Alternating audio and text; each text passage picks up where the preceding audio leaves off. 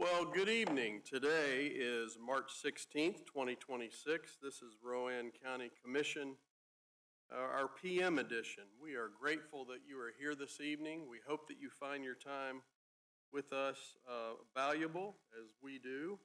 We begin our meetings as we always do. We're going to do a couple of things. We're going to have our chaplain that comes forward. This is Chaplain Taylor. He is our sheriff chaplain. And he's going to do for us what is called a solemnizing prayer. Solemnizing prayer is not for you, it's for the commissioner. As you know, we have decisions that we have to make every day and every week. And so we ask him to come pray for this board so that we can have the wisdom to make the best decisions possible. Because we think that wisdom actually trumps knowledge. And so we're going to have him come forward. As soon as he's done, we'll have a pledge of allegiance. Commissioners, if you'll join me, we'll get started. Commissioners, good to see you again this afternoon. Let's pray. Lord, we thank you for this time we can come tonight. We thank you for what's been accomplished today through our county commissioners, dear Lord, for their annual planning session. We pray you give them the wisdom they need tonight to make the right decisions, dear Lord. Again, I do thank you for them, dear Lord, and thank you for the time and effort they put in for this county. That's why we've got a good county, because of the work they do. Pray you bless them. In Jesus' name we pray. Amen. I pledge allegiance to the flag of the United States of America and to the republic which it stands, one nation, under God, indivisible, with liberty and justice for all. Thank you, Chaplain Taylor, as always. Commissioners, I only know of one change. We've got an addition to our agenda. It'll be on the consent agenda.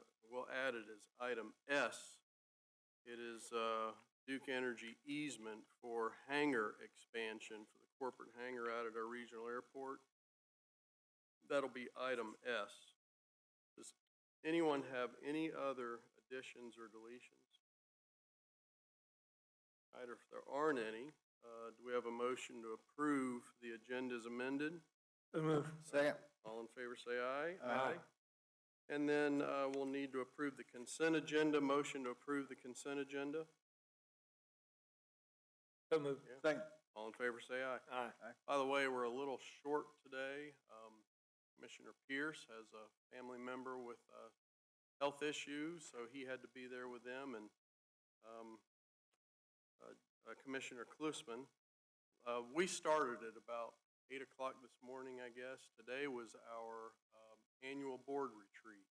So we've been going at it since 8. We finished up over at the community center, the old mall, at 5 o'clock. Then we rushed over here. We shoved 2 pieces of pizza down our throat, and now we're here with you good folks. So Judy had a migraine going, and so she went home. So you've got the 3 of us. Anyway. All right, we've approved the amended agenda. The next thing we have is we have public comment. Now, give me a second here.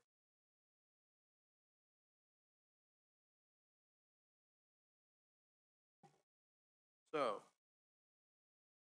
here's what our rules say, but we're going to break the rules. Okay? Rules say that we'll spend 15 minutes on any agenda item, but, and we usually don't have to really worry about that. If we have anyone that comes to speak about an item, we might have 1 or 2, and so that's not an issue. You get 3 minutes each.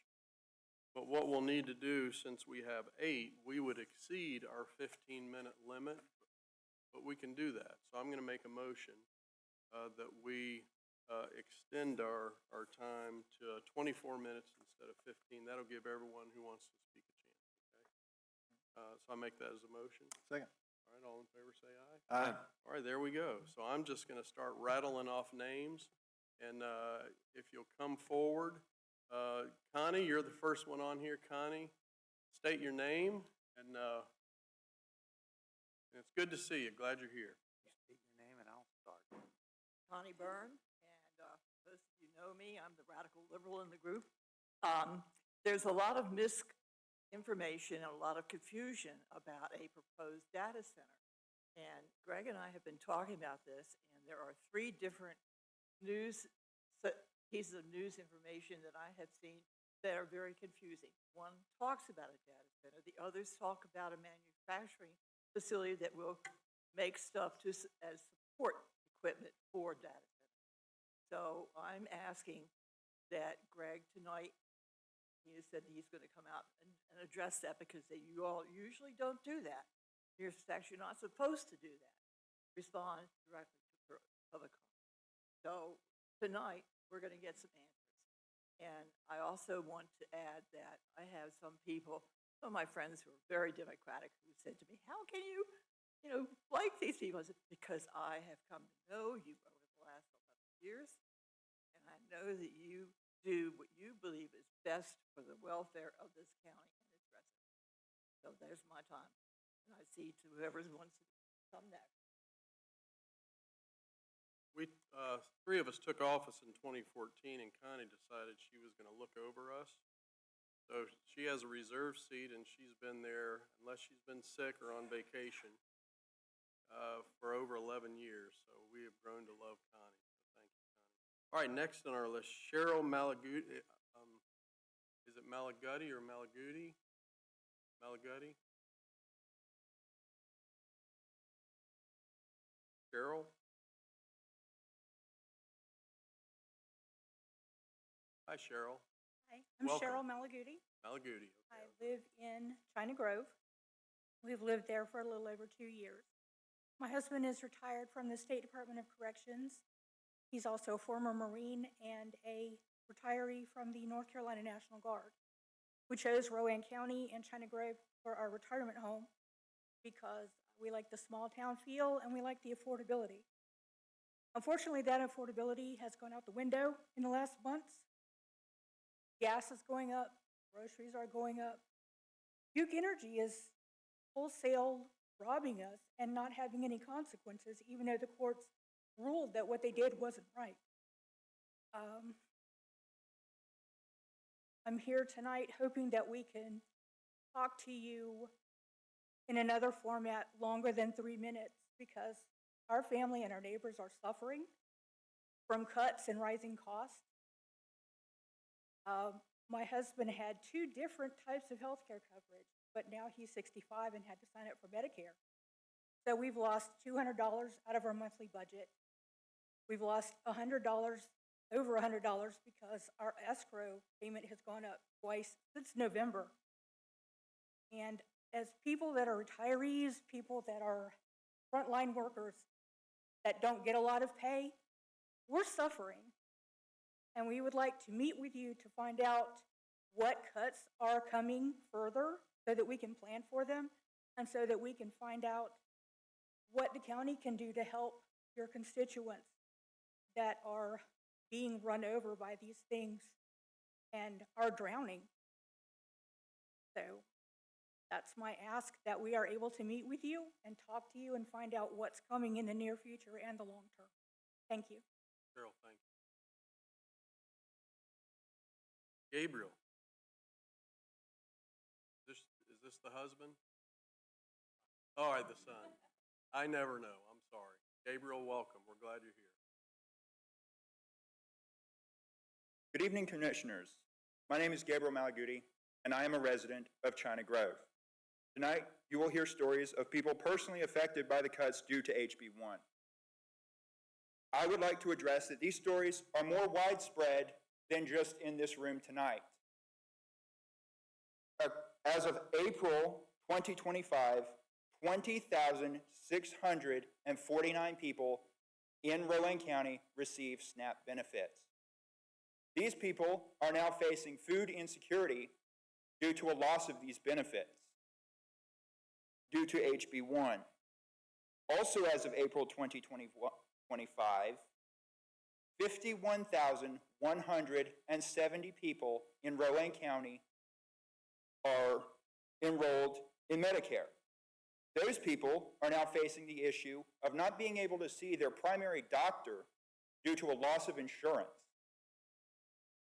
Many of them being retired seniors and children And Rowan County has grown since April of last year. And so these numbers have naturally grown as well. All of the people you will hear from our organization tonight are asking one thing of you: to meet with you to discuss these cuts and their impacts to the residents of Rowan County. Thank you for your time. Gabriel, thank you. All right, next, Mark Ortiz. Mark, welcome. Good to see you again. I think I ran into you on election day. Yeah, I was working the polls this election day, unlike 2 years previous when I was a candidate. Appreciate the opportunity to speak again. I was wondering that all three incumbents declined to run again after the incumbents in 2024 won so easily. But thinking about it, if I were in that situation, I know you're running for State House, but I wouldn't want to face the county having to tell them we're going to have to either raise taxes, cut benefits, or issue bonds because of all the cuts coming from Washington and from Raleigh. That's an unenviable situation. I also wouldn't want to have to face the electorate talking about the data center that's coming on Long Ferry Road. This is not the Jabil manufacturing facility. This is the apparent very large AI data center on Long Ferry Road next to the Chewy facility. I ran some numbers after looking at the site plan as revised and preliminary approval granted half a year ago, pending other studies. I got, by scaling the drawing, just putting my machinist scale up against my computer screen, about 2 million square feet of area. And based on research I did on the power consumption of AI data centers, this is going to take anywhere from 200 to 500 megawatts of electricity, which is equal to the electric consumption per capita of about 267,000 Americans. We have 160,000 people in Rowan County. By that math, which I invite people to check, and I appreciate any corrections if I goof, that would double, just with that facility, the power consumption of Rowan County. Apart from all the other problems there are with AI, and there are many, that really deserves some serious attention going forward. Thank you very much. Thank you, Mark. All right,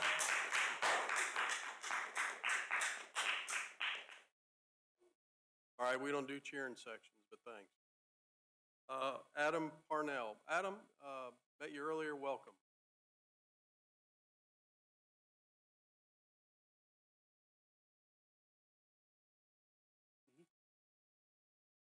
Good evening. My name is Adam Parnell. This is concerning the data center on Long Ferry Road. Pull that mic up close to you. My name is Adam Parnell. This is concerning the data center on Long Ferry Road. I've lived there for the last 10 years. My grandparents grew up there their whole lives. We used to go to Bethel Church right there, and I met with them on Saturday for their breakfast. And I'm just concerned with the noise level that they're going to have to put up with when they're trying to have service on Sundays. I mean, and then if they have some kind of outside gathering, what kind of noise is going to be associated? Because it's right across from the land that's going to be having the data center. I mean, they said 65 decibels, but that's during the nighttime, between what, 11 and 7. And during the daytime, when their service starts. It's gonna be 75 decibels. And also I'm concerned for, is Duke gonna raise our energy rates because we're having to help pay for all the data centers' power and all Duke's expansion?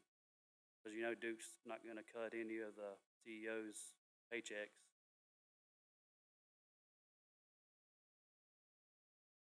And the sale amount for 385 acres was $173 million for farmland.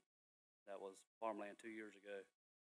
It just seems like an awful lot how a company can come in here and y'all all agree on everything. And now we're just getting word of it 6 months later after all this was agreed upon. It just seemed like it was done under our noses. We never knew anything about it.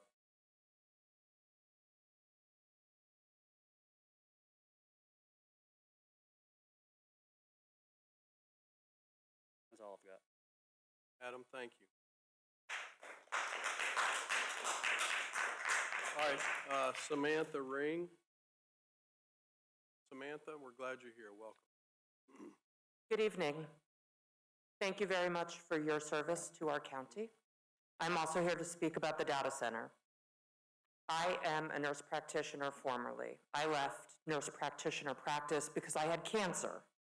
I have been through radiation, chemotherapy, immunotherapy. I fought very hard to save my own life, and it was very expensive.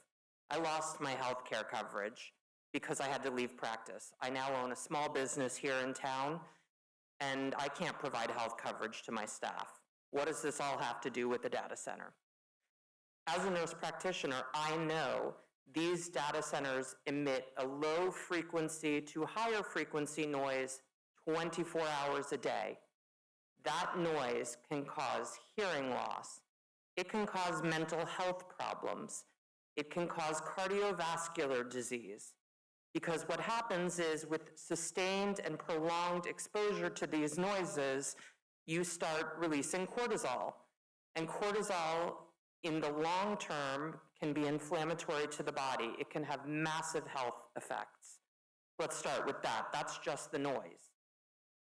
These data centers also release particulate matter into the air that cause respiratory disease, they trigger asthma, they cause many health effects.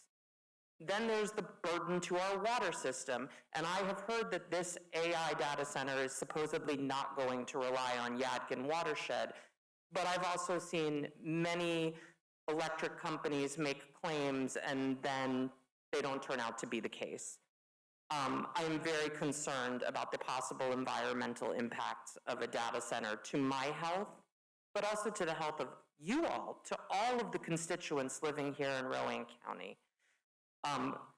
Beyond that, Duke Energy is declaring record profits at a time when they are also raising bills to unsustainable levels in anticipation of data centers in many places. I don't think we should be putting profit ahead of health, sustainable cost of living. It's untenable for people in our county, and I have real concerns about it. As I see it, you all have a choice. You can vote for this project, and you will have a legacy of selling out your constituents, or you can vote against it, and you can be known as the county commission that saved Rowan County from poor health, rising electric costs, and possible environmental contamination. I hope you will give this serious, serious consideration. Thank you. Thank you.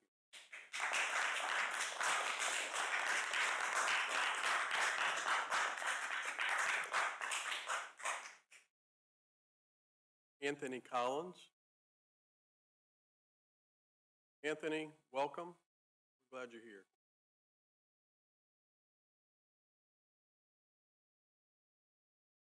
My name's Anthony Collins. I did not plan to speak, but seeing other people step up seems like I should.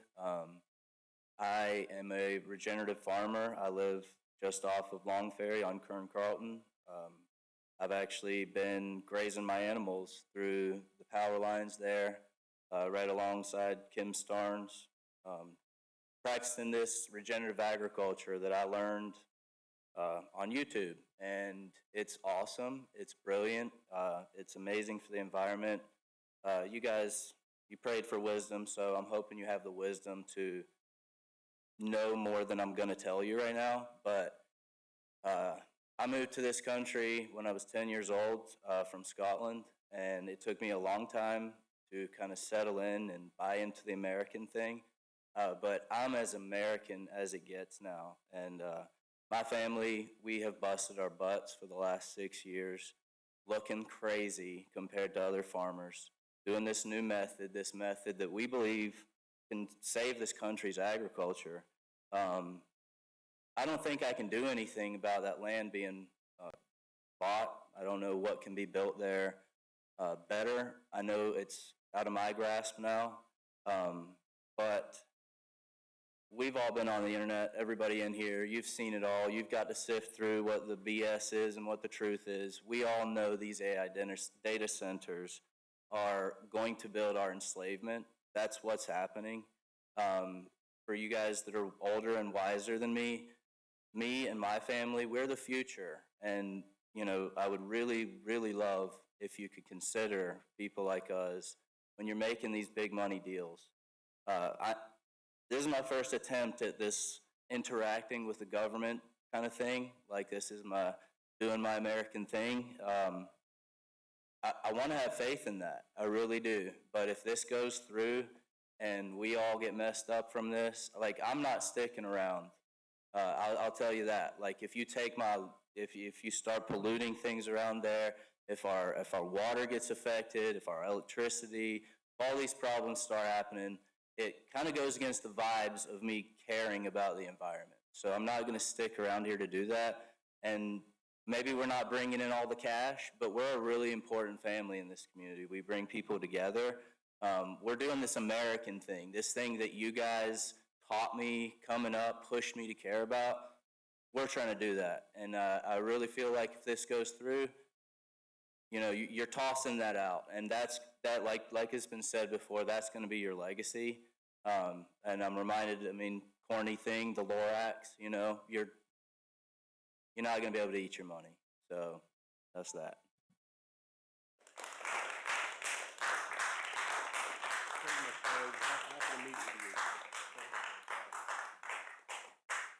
All right, Sal Sorbonne.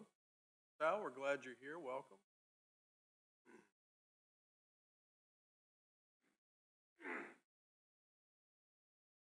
Hello, my name is Sal Sorbonne. I used to live on the corner of Airport Road and 150, and you guys planned on widening 150. And you were going to take the front of my house property and the side of my house property. So I decided to sell rather than have you guys take my property. So I bought some property out on Long Ferry Road directly behind this AI center that you guys want to put in. I went there this morning to work on my property, and all I could hear was them destroying the environment behind my place. I put videos of it on the internet because I'm disgusted. I've invested every single penny that I have in that property. I was planning on getting my permit to build my home this spring when it dried up. I cannot do that right now. I'm disappointed in every single one of you. Every single one of you sold out your constituents. And from what I understand, you're running for rep. What do you think your chances are of getting elected when you sold out your county? Do you think that's legitimate? Do you think that we are going to vote for any one of you that has sold us out? Do you like that? Do you think that's a good time for us? None of you live out there. We know where you live. Everybody knows where you live. So don't act like you live near it. I've heard that already. You've already lied to me. You've come to my house personally and lied to me in my driveway. And I'm not a fan of you or any of the people that is affecting our health, our water, our electric bills. Duke has to build 2 more power plants up on that hill to feed this AI center. Duke already poisoned the whole area. I have to pay an $80 water bill, and all I do is feed my chickens. I pay $80 a month to water my chickens. The water coming from Salisbury is so contaminated that comes in our pipes, you can't even drink it. In order to have water to drink, we have to buy bottled water out there. So we have no faith in the government that you guys are going to do anything correct for us.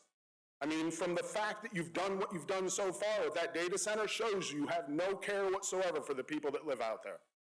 I mean, we're going to end up getting cancer from that stuff. We're going to, I mean, the water out there is already polluted to the point where it can't be drank. I couldn't even drill a well there. It's right in between the lake and the river. I mean, you guys are, what makes you think this is okay? Literally, what makes you think this is okay to do? Do any of you live there? Or are you going to have to deal with the problems from it? No, we are. Like people said, this is your legacy. Your legacy. Your legacy. How can you do this to us? I've already been run out of my home once. Do you think that's fair to do to people? Do you think that's fair? You guys ran me out of my home. Now you're running me out of my second place. I haven't even built there yet. Thank you, Sal.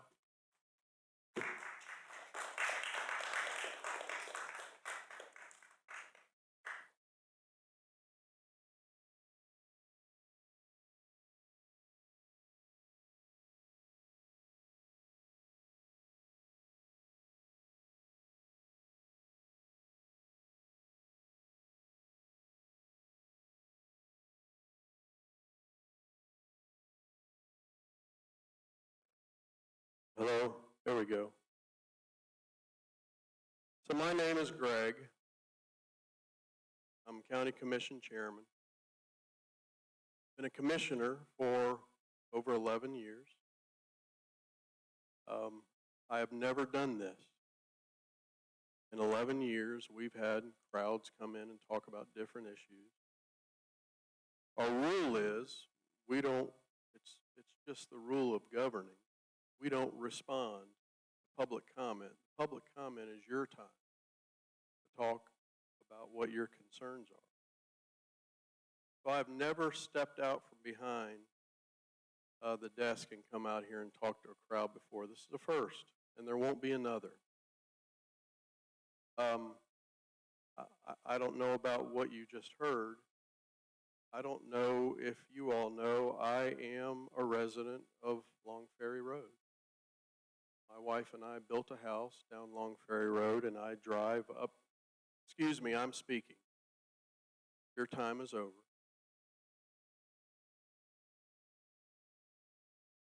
So these are the rules,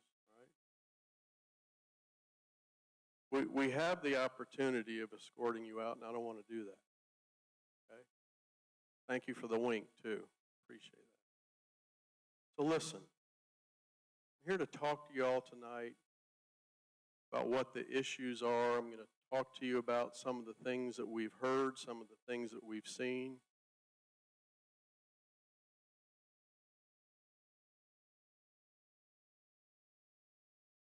So one thing I want you to understand, anyone that has been in this room over the past 12 years, what they're going to tell you about, certainly me and I think this group, is we're going to be respectful to you. We're going to be honest and open to you and as transparent to you as we are absolutely possibly able to be. So we're going to have these discussions, okay? Can I get you to move over there?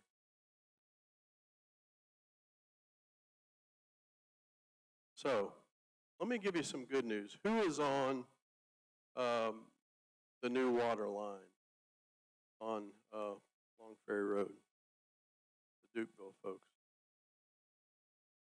So, we've been going through that, as you know, for years, right?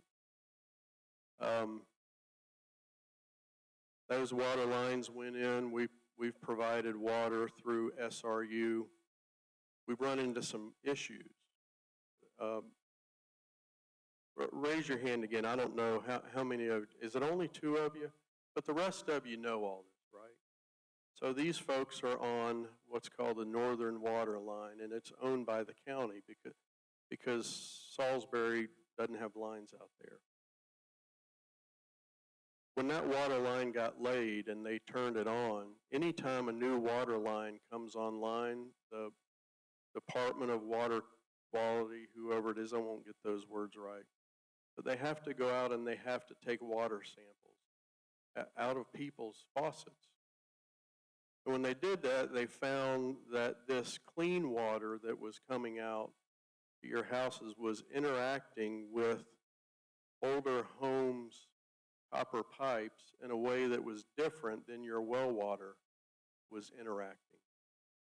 And so what was surprising to us is that required us by law to build a, what do we call it? It's a water station, booster pump station, where they treat that water differently coming down Long Ferry Road than you would get if you were in the city limits of Salisbury, okay? So we had to build that. What was the cost of that? $250,000? It was over $1 million. So we had to do that. So that was settled. But we found that some of the folks, because that water was reacting to their older pipes differently, the county was required then to go in and replace whole plumbing systems at the county's cost. We had to do that. So we've had years of working through all of these technical, very legal things that is not our issue, but became our issue because of Mr. Chairman? Yeah. The county was not required to replace the plumbing. That's something the commissioners decided to do to help the All right, I citizens. stand corrected. So, in the last couple of months, we've given direction to county management to look at, now that we have worked through all that. This was not our plan initially, but we're working now to turn that water line over to SRU, Salisbury Rowan Utility. Now, why does that matter? Because the cost that you have, your monthly cost, is driven by a whole lot of stuff, including, since that line doesn't have enough water coming out of it, not enough customers, we have to flush a lot of water, but we have to pay for that flush water, and that's why your water bills are higher. Once we turn that over to Salisbury, and we're working with them now to do that, you become part of the SRU system, and your water bill goes down to whatever city Oak Water goes down to. So you're going to see a big change here pretty soon, okay? I assumed maybe many of you were on that, so that's something that I did want to talk about, was the county is now working to, yeah, I'll take your question. All of that's changing. You're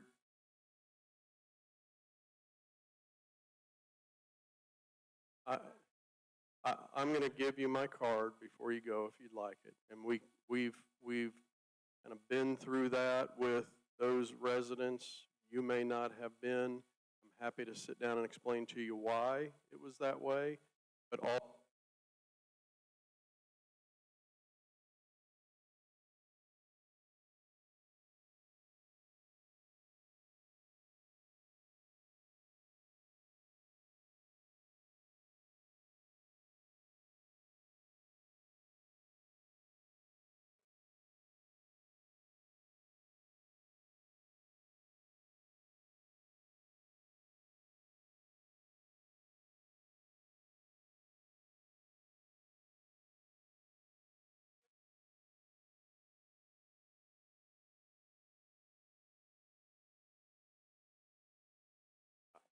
I'll be glad after the meeting tonight or tomorrow, if you want to call, I'll work with you to, well,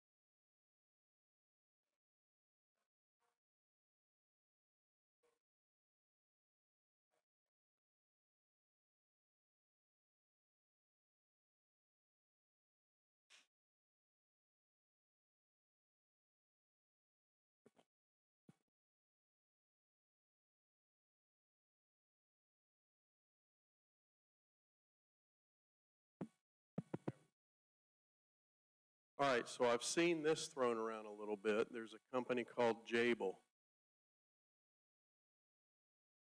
Right, but I've seen a lot of talk about this, right?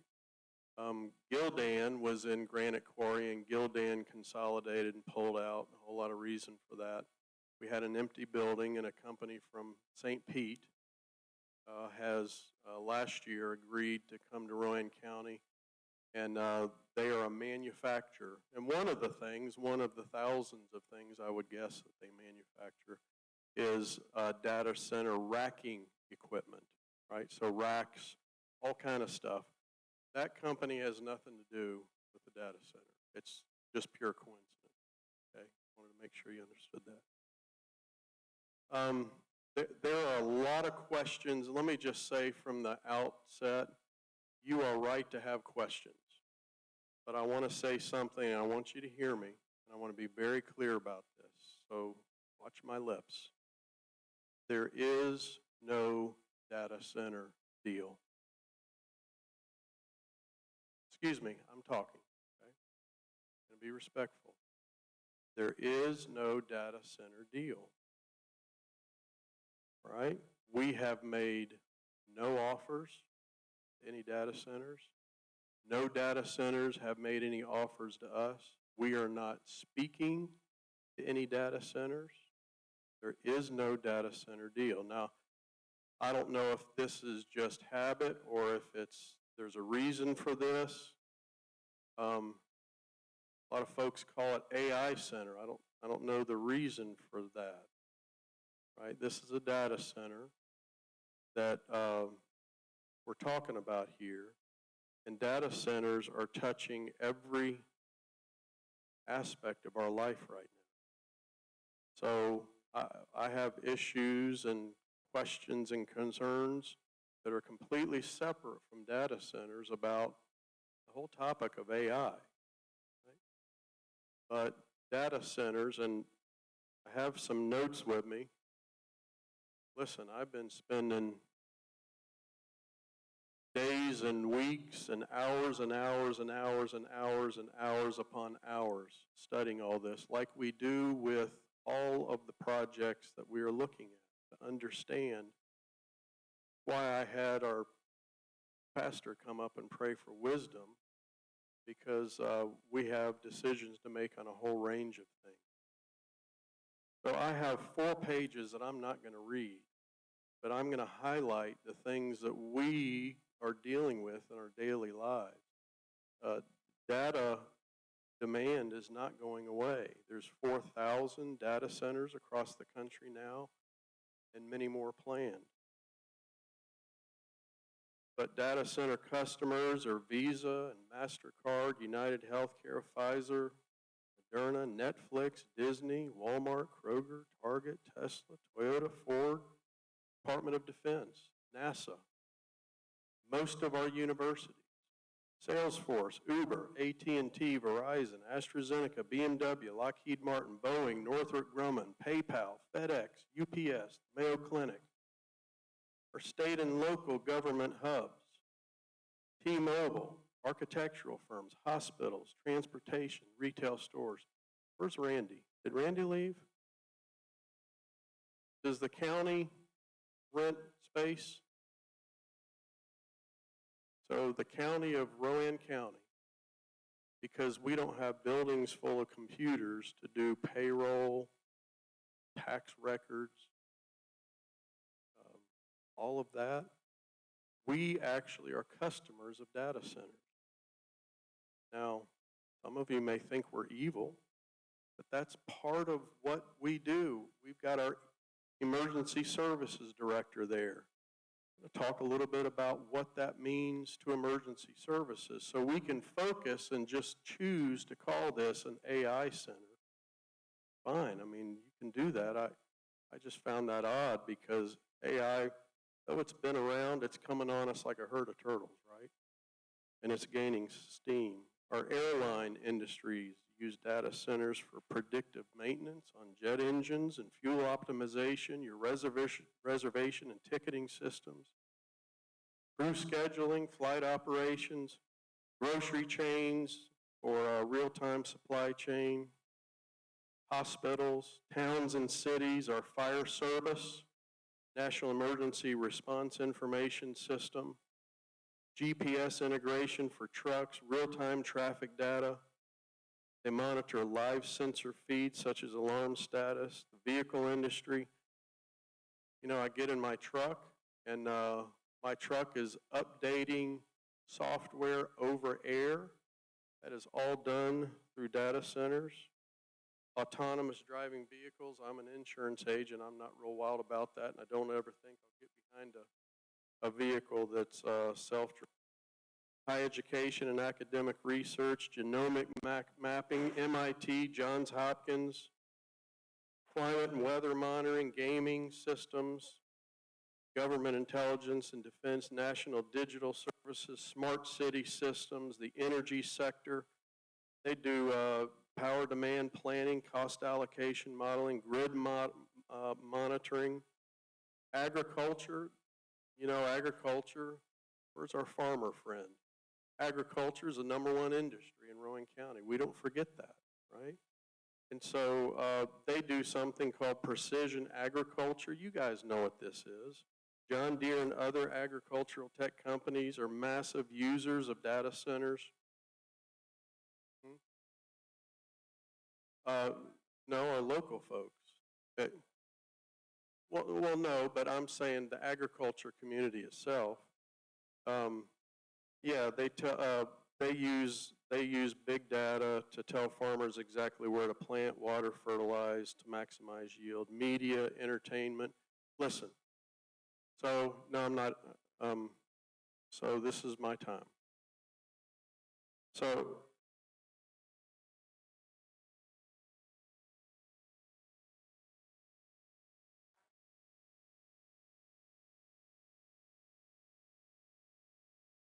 Okay, we're going to talk about all that. Okay? Railways, architecture, K-12. Listen, that's not going away. Now, I want to say something about Duke.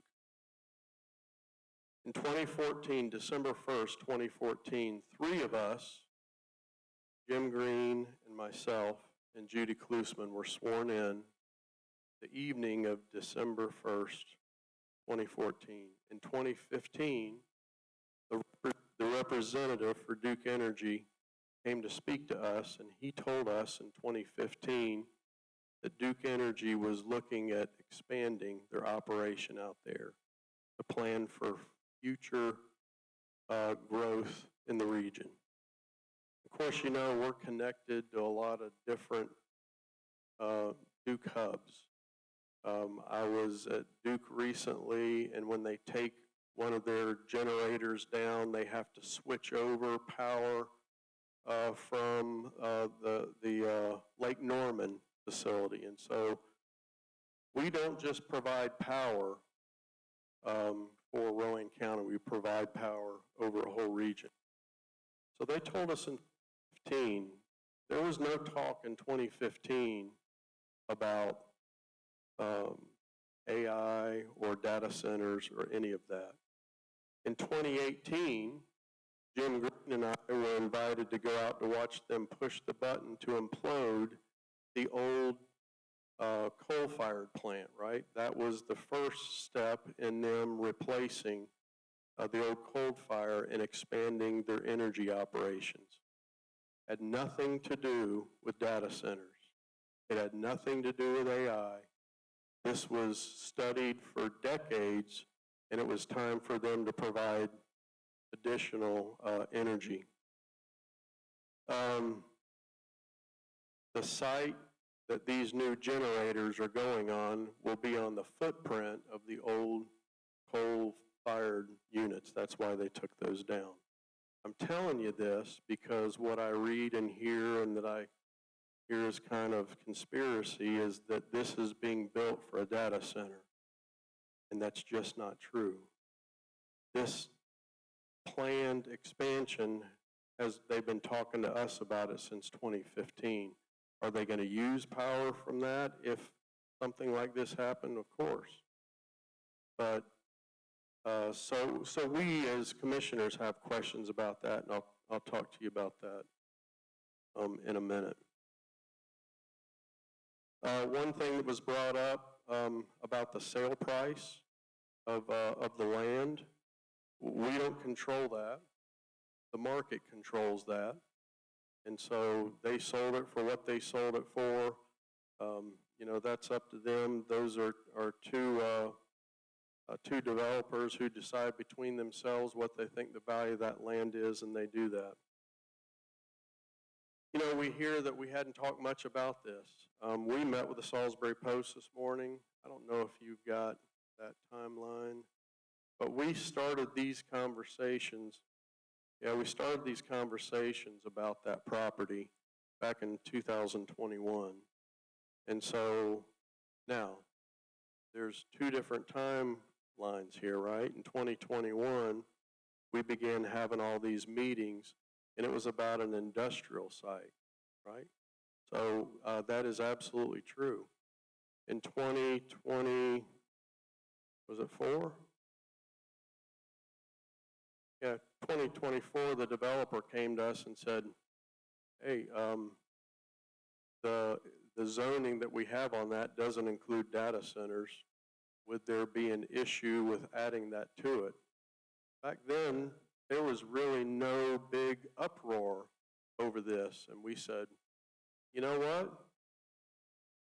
From the perspective of investment and the perspective of traffic, the data center doesn't have very many employees, so the traffic may not be an issue as much as if you build a 1 million square foot manufacturing facility or a distribution site. You could have 1,000 cars coming into that. Man, if it's distribution, you could have 150 tractor trailers. To us, we said, what a blessing this would be to not have that traffic, right? So you can shake your head, but right off the bat, we thought this may be an answer. Prayer, we're not going to have all of the issues with traffic that we might have, and the investment would be quite a bit more. So initially, we said, yeah, that would be something that we consider. So all we did is we added data centers as a possible thing. And that raises one other thing that we need to put to bed. There's some things that we agree we need to study and make sure before any decisions would ever be made. But there are some things that are just not true. And I've seen the videos that are online. Rowan County paid $4.2 million to someone to buy up farmland, and then they sold the land, and they didn't pay Rowan County back. And I think I saw some gallows. I saw where we should be marched off in handcuffs. I saw all kind of really entertaining things. So let me tell you what the truth is. The truth is, when we were working with a developer, we came to an agreement with them that if they invested $117 million in buildings, that we would help with the traffic situation because we are local, right? So we said we will contribute $4.2 million to traffic mediation, improve the roads, do whatever we needed to do. We also have Chewy there, so we knew that would be part of that deal. So we said we would contribute $4.2 million. Now, this is also important for you to understand. Where would $4.2 million come from? And you probably may not know this. In North Carolina, a few years ago, the legislature looked at communities that are rural and urban, and they looked, let's take Rowan County, for instance. It's not been very long that we had Dick's Sporting Goods, since we got Dick's Sporting Goods. Well, until we got Dick's Sporting Goods, think about this. If you've ever had a kid that went into, played Little League Baseball or played whatever, and you wanted to buy a baseball bat, you had to go to Concord to do that. You couldn't get a decent baseball bat. And what does that have to do with anything?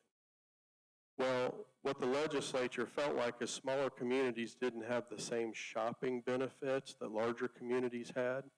So they decided to start dividing out sales taxes more fairly and giving communities that didn't have shopping opportunities more sales tax revenue. But there was a hitch. They said that whatever money came to Rowan County, half of it had to go to schools and half of it had to be spent on economic development projects. So the first year that this happened, we got $2 million. We gave $1 million to the schools, and we took $1 million and dropped it in an economic development pot. It wasn't property tax money that we were using, so that money has been accumulating over time, and that's where that $4.2 million would have come from. I say would have come from because it never happened. So whoever's publishing this that we gave $4.2 million, I'll tell you exactly how much we did give, and that's zero. Not one penny. Not one dime went to the developer from Rowan County, not a penny. Okay, so that developer now has sold the land. They didn't produce $117 million worth of buildings. They didn't get any of the incentive, so I wanted to put that issue to bed. Now,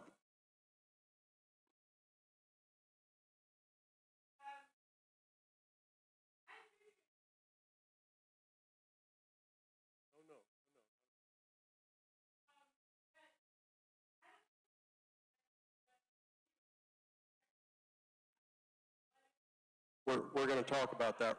We're going to talk about that. Okay.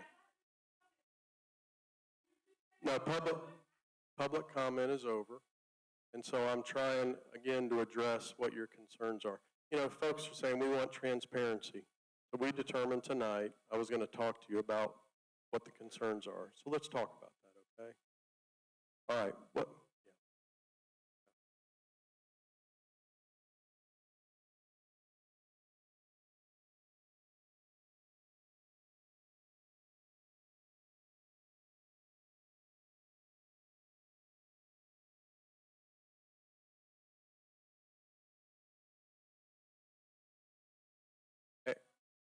Edge, yeah. Edge does a whole lot of stuff, including data centers. They do, yes. Well, good.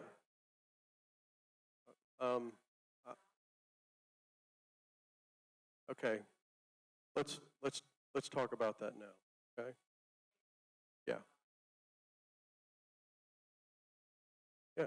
Yeah. All right. So we have questions too, right? And can I say it's not bad for you to ask questions? But let me lead with this.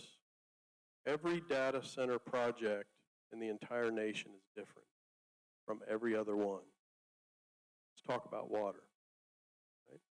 If we were sitting in Phoenix, Arizona, in a conference room like this in Phoenix, Arizona, having this conversation, Phoenix has a water problem, don't they? Las Vegas, they have a water problem, right? So we are not like that. We have certain blessings that we have because of where we are located that other locations don't. So they have a right to be asking some questions about, and the way I hear it spoken is that it'll use up our resources, right? And I understand that. So I've dug into a lot of that. I'm looking at that. I don't have all the answers, but we've not made we haven't made final decisions either. So let me ask you a question. See, this will be a question back to you guys. We have the blessing of the Yadkin River, right? So you know that SRU, Salisbury Rowan Utilities, you know that's where they get their water, right? They have a hose. It's an intake system. They have an intake system that dips into the river, sends water all the way to Salisbury to clean and to distribute to 8 different municipalities in Rowan County. Right? So do you know how much volume of water, here's a quiz, how much volume of water comes through Rowan County every day?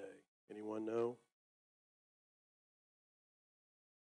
All right, it's 1.92 billion gallons of water. Now, here's a second quiz question. How much water does currently Salisbury Rowan Utility pull out of the river to service? I think they have 55,000 customers. You know how much water is drawn out? 9.4 million gallons.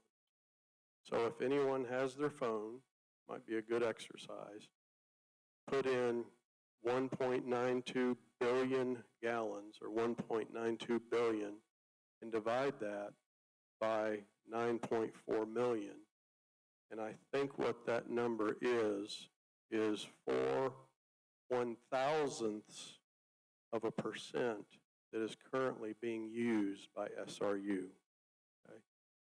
Now, SRU currently has a permit from whoever the permitting organizations are to draw, I believe it's 23 million gallons a day. That's their permit. I think that's right.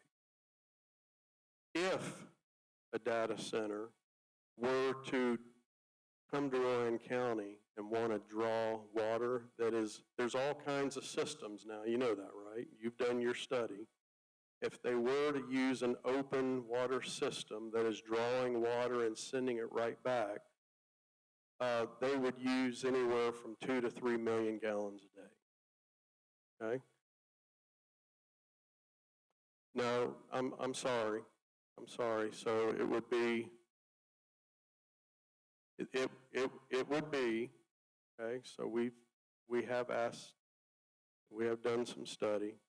It would be between 2 and 3 million gallons a day for the whole place, which increases by another 1.5 thousandths of a percent. So it would take you up to about 6/1000ths of a percent of 1.92 billion gallons of water. Now, let's go back to Las Vegas and Phoenix. If I'm there, I'm concerned.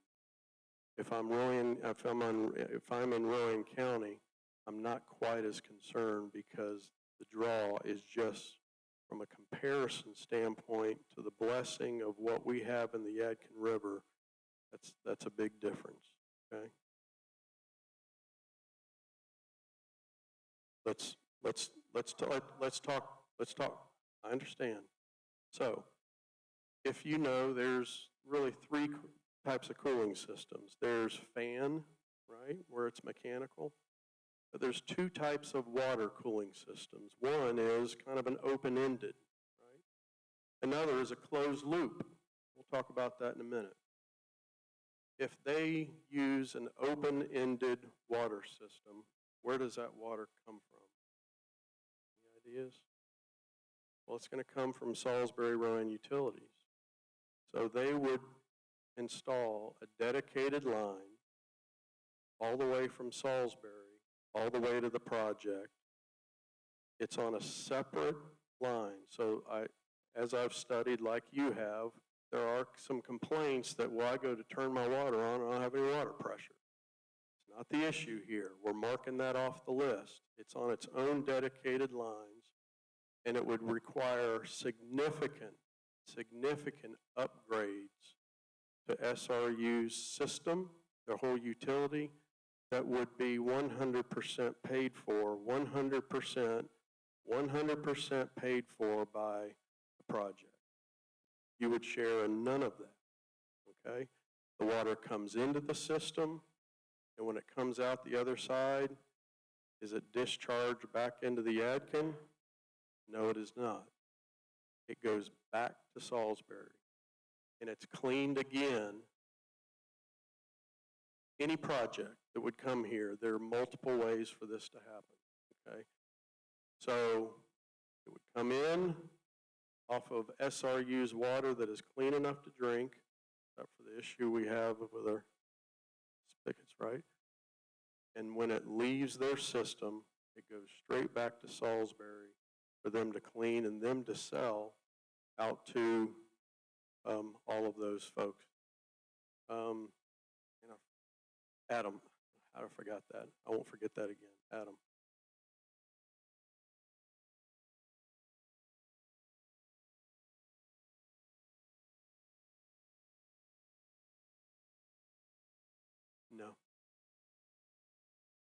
Potential to what?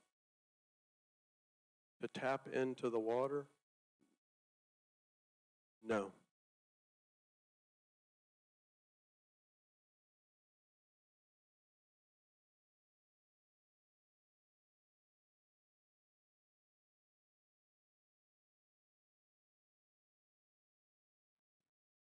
So, so, so I've,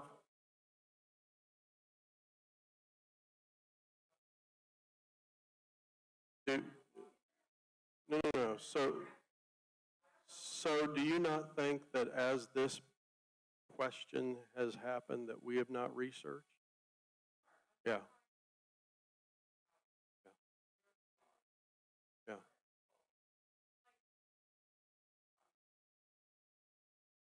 So what do the streams mean? No, they're not. No. Well, cute. They can have streams. That doesn't mean they're putting a hose in the stream and using it for themselves. This would come from SRU. Okay.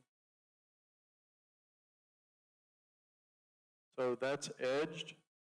Okay, it is their land now, and so what they're doing, something will likely happen out there, and so they still have to prepare that land for a substation, a power substation. So I believe that's what they're doing.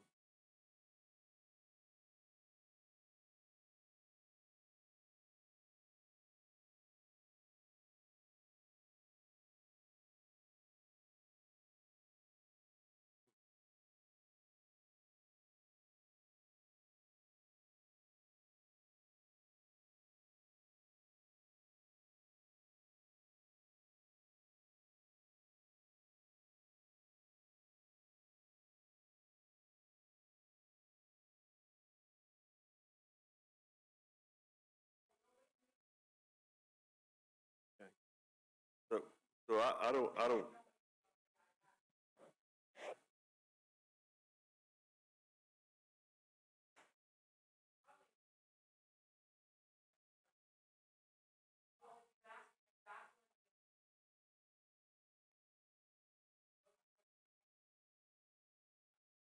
what's,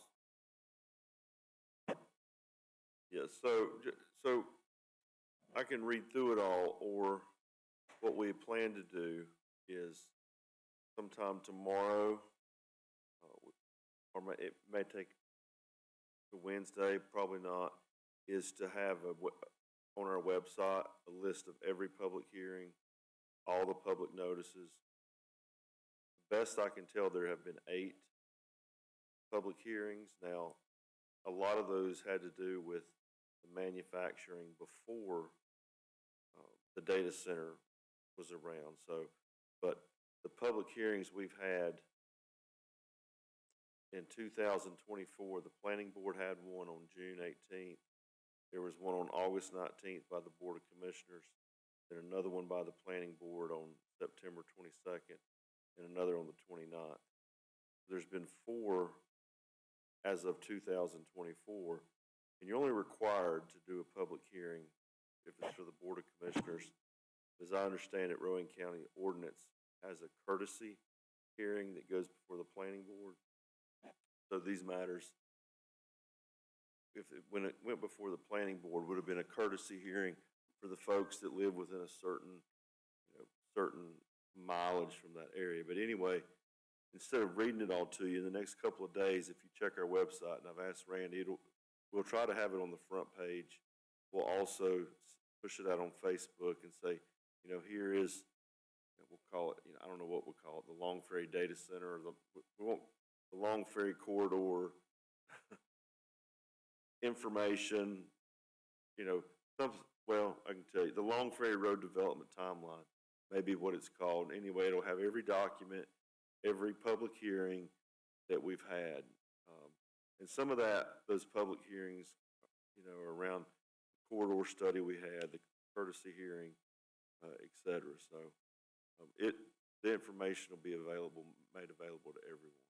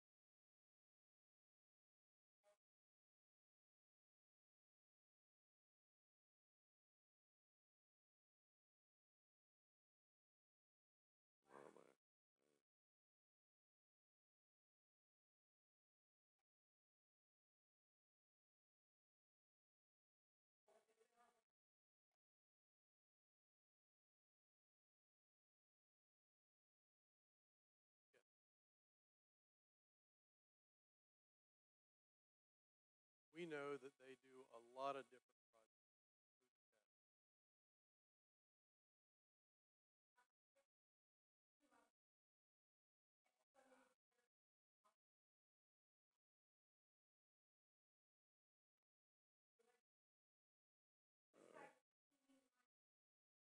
Should have had Ed here tonight, shouldn't we?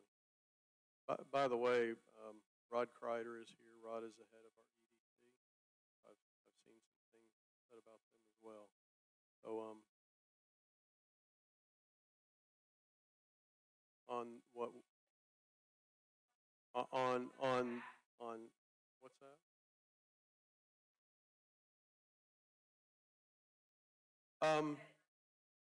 No, thank you for that. We would not zone it back until we are convinced that it's not the right thing to do.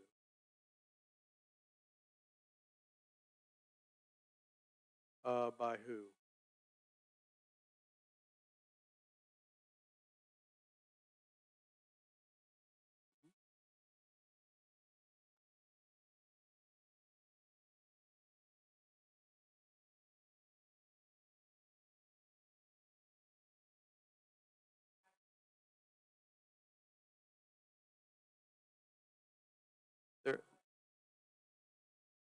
There is a whole lot that we will ask for before any of that. Yeah, Adam.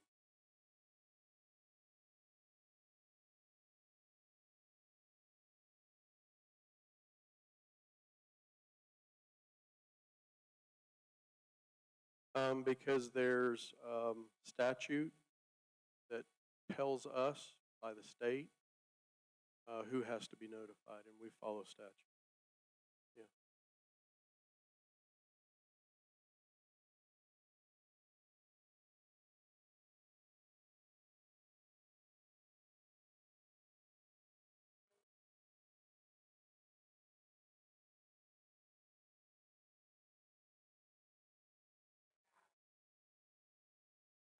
It is different.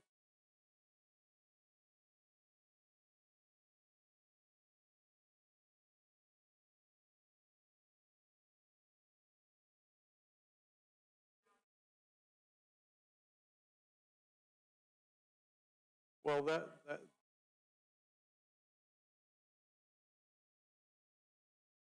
yeah, it was. Yeah, it was. They added data centers to the list of industrial. So here are things that we have questions about that we will ask. Number one is cost attribution. So our questions will be, we want a detailed breakdown of infrastructure costs, substations, transmission lines, and other things that are being funded directly by the project versus those being absorbed into the utility's general rate base. Who thinks that's important? Right. So we would ask that. Second, do they have a power purchase agreement, including a take-or-pay or minimum bill provision that ensures that utility revenue remains stable if the project's energy demand fluctuates? Third, capacity justification. Given the ongoing expansion of Buck Energy, provide data demonstrating this data center's load will not accelerate the need for additional future generation beyond what is already planned for just our general regional growth that's been going on since 2015. Okay. Noise issues.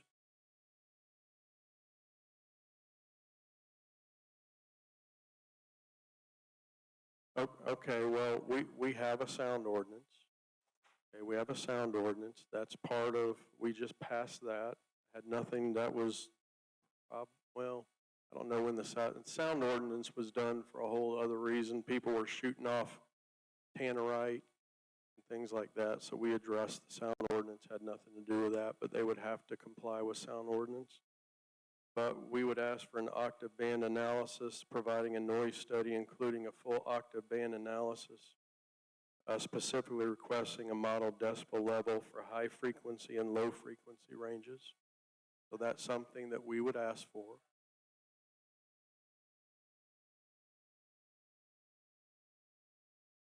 We'll start with this to see where we are, okay? Generator attenuation, confirm the level or grade of silencers and enclosures for all backup generators.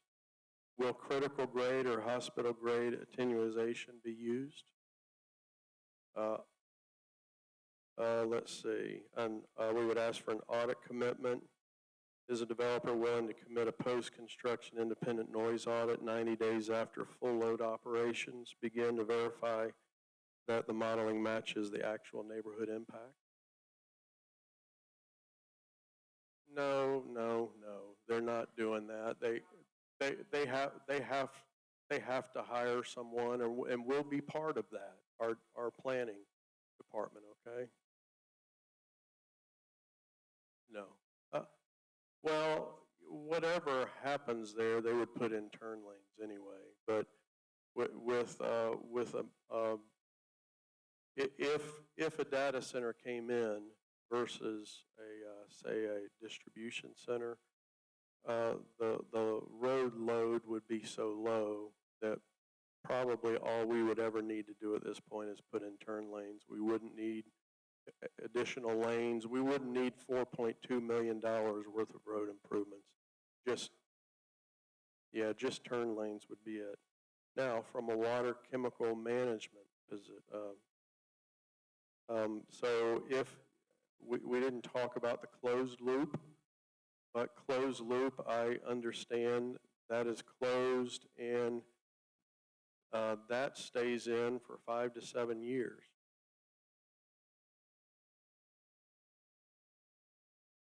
Well, it gets out because, like your radiator, you have to change radiator fluid. So they do pull that out and change it from time to time, but the time to time is 5 to 7 years. I asked AI, oh no, if there are it said, yes, that is an issue that is out there in the public that they're concerned about. I said, are there any reported, now you can check, but I asked 4 different, Gemini, ChatGPT, Grok, and one other, are there any reported disasters or any problems whatsoever? It said none at all reported. Yeah.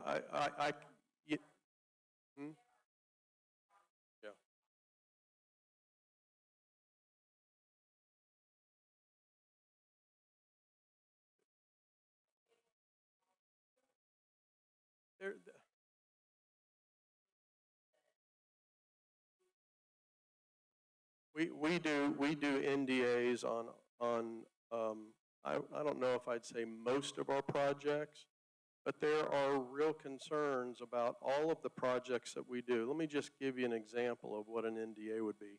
If you've got a New York company that's just fed up with taxes and regulation, or a California company, they've come here, they want to come in under a code name because if they're considering moving operations to North Carolina, whether you like it or not, they don't want everyone that works at their plant in California to know, and then they bail, and they end up in a mess.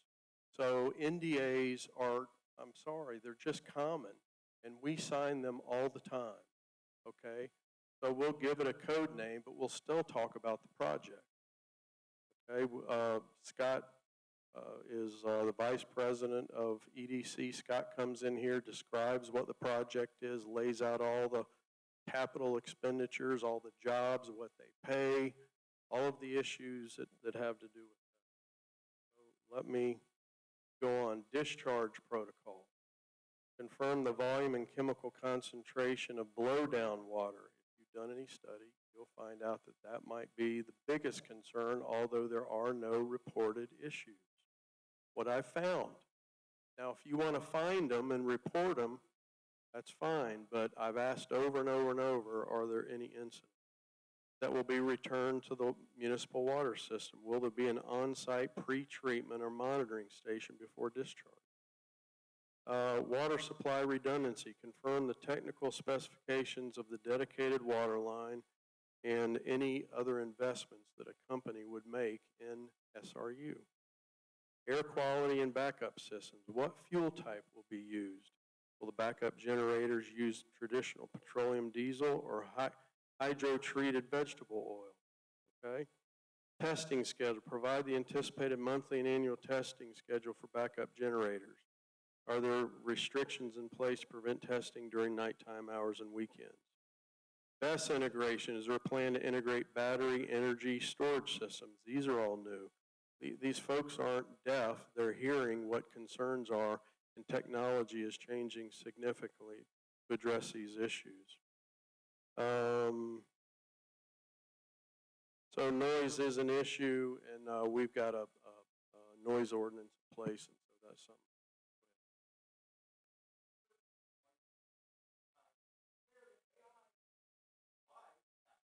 I don't know about. Okay.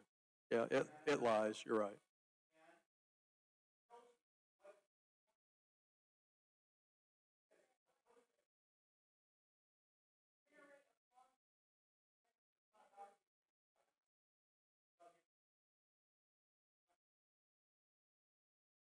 Okay, well, if I don't tell it what I'm wanting to hear, then why is it? They're all giving me the same answer. Go ahead.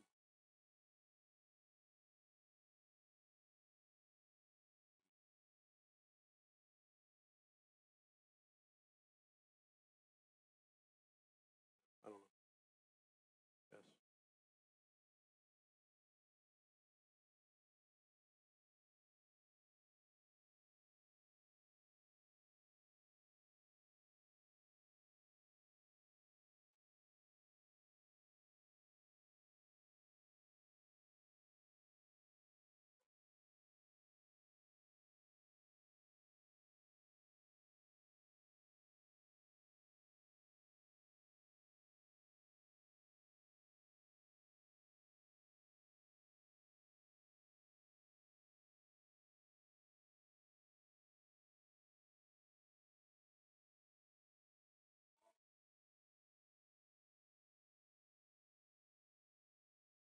All right, so let me ask you this. Why would Rowan County, why would we be interested? Money for what? No. Tax revenue and money are two different things. What is, I understand the tax revenue because that's a big deal. What do you mean by money?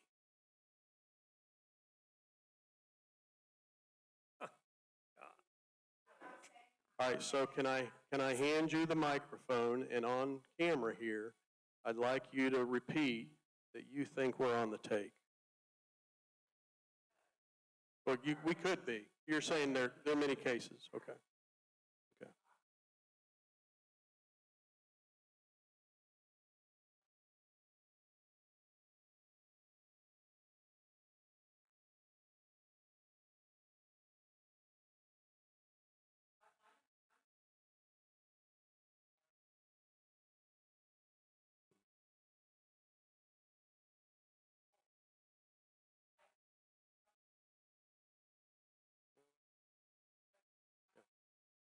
I get it, yeah.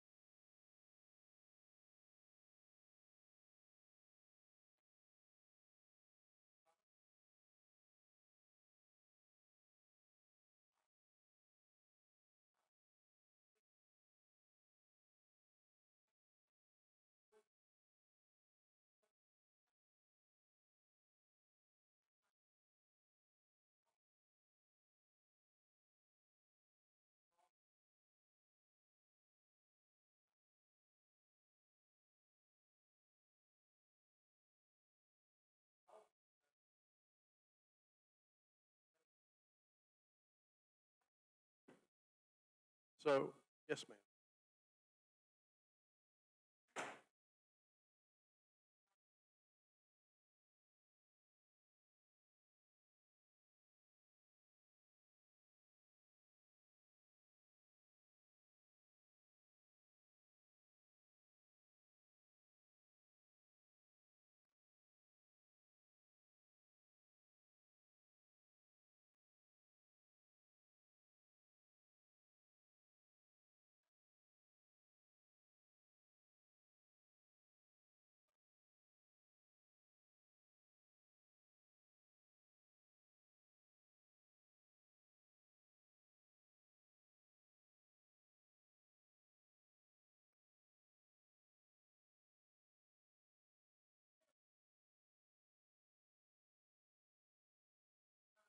When did this pop up with this group?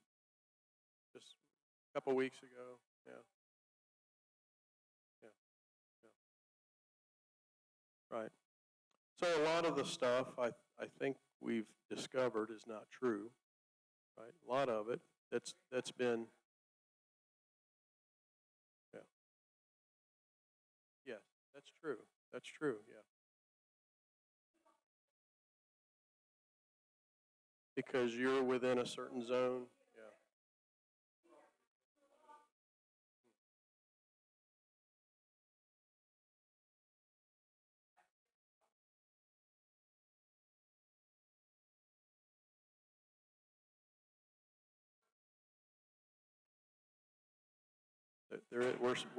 We're speaking with nobody.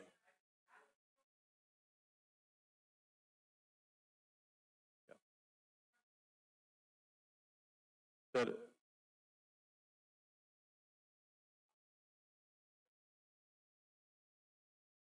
okay.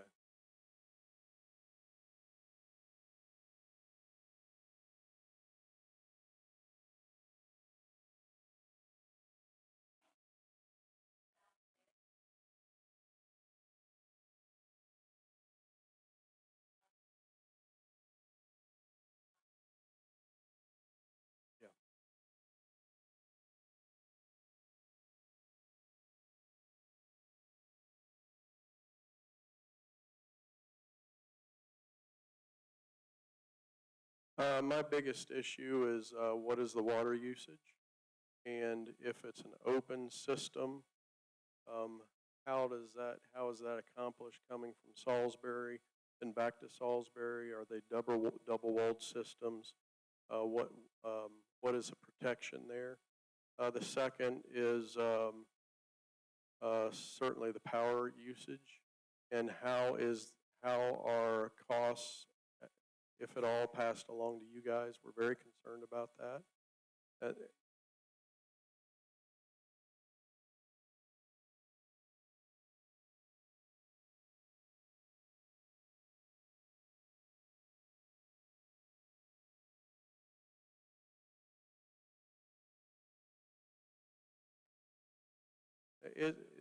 It weren't people talking about the environment and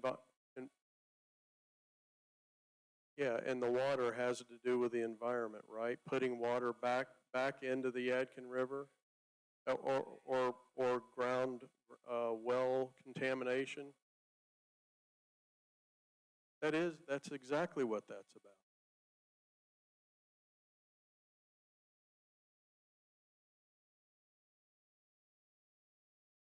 The water is a concern. How much is used? Well, I don't believe it would be from a water volume thing.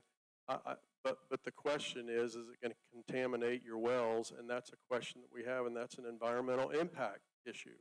Yeah. Environmental impact issue.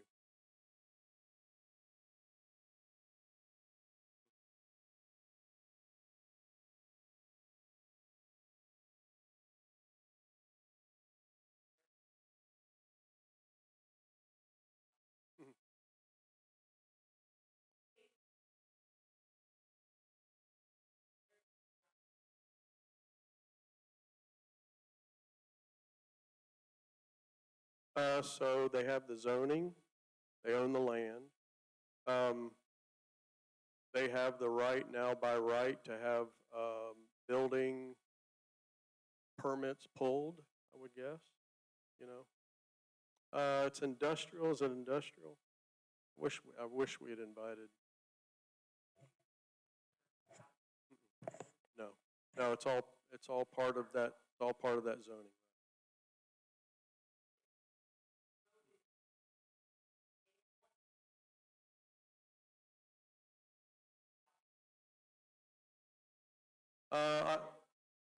I'd have to think, I'm not the planning department. You just understand, we have folks, that's all they do, and we rely on them.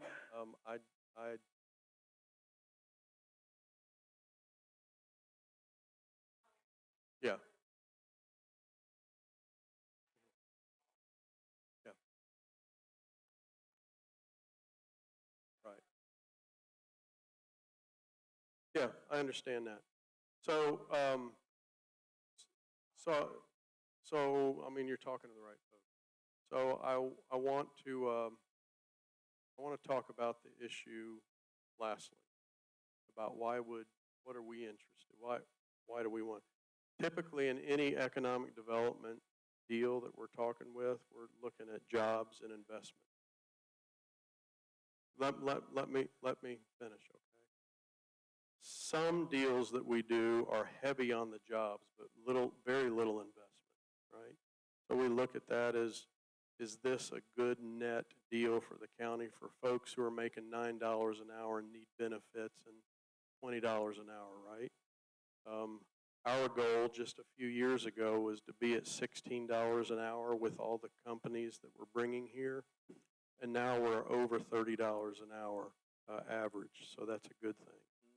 There are some that are heavy investment-wise, but they don't have a lot of employees, and that would fall in that. To us, initially, that was a good thing because we wouldn't have the roads issue. That's not debatable. That's a plus, right? So, so that is appealing to us. Now, what does, so lastly, I just want to compare, if we do distribution center or manufacturing, we have the roads issues we're going to have to deal with, and then y'all are going to have 2,000 cars a day to deal with and that type of thing. So $100 million manufacturing facility in there. What does that do for the county from a tax perspective? We're not taking kickbacks, so it doesn't matter to us, right? We're trying to do the best thing for all of the citizens of the county because they all use county revenues for services. $100 million investment there would return to the county about $580,000 a year. Now, it's a lot of money to you and me, but what does that do in the way of helping our education system and all that?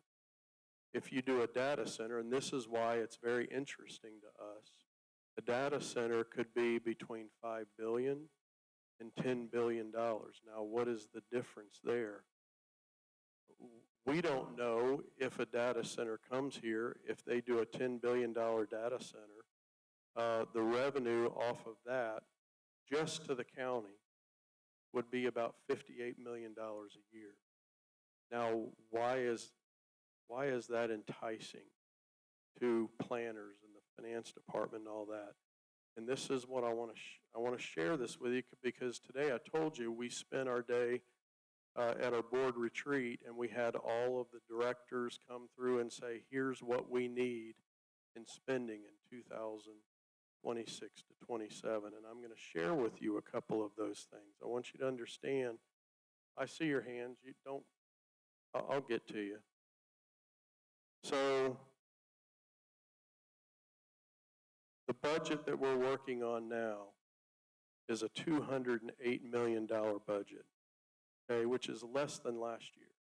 So we're cutting some things. So we had a $216 million budget last year. This budget isn't finalized. We won't finalize it until June, so it's still being worked on. But the 2026 budget that was given to us was $206 million. It was $216 million last year, so we'll have a lower budget this year. The requested budget, the total requested by all departments, was $346 million worth of expenditures. Now, let me tell you, in any budget, whether it's your household budget, federal budget, your local government budget, there's a lot of wish list in there, so we know that $346 million is a budget that will never pass.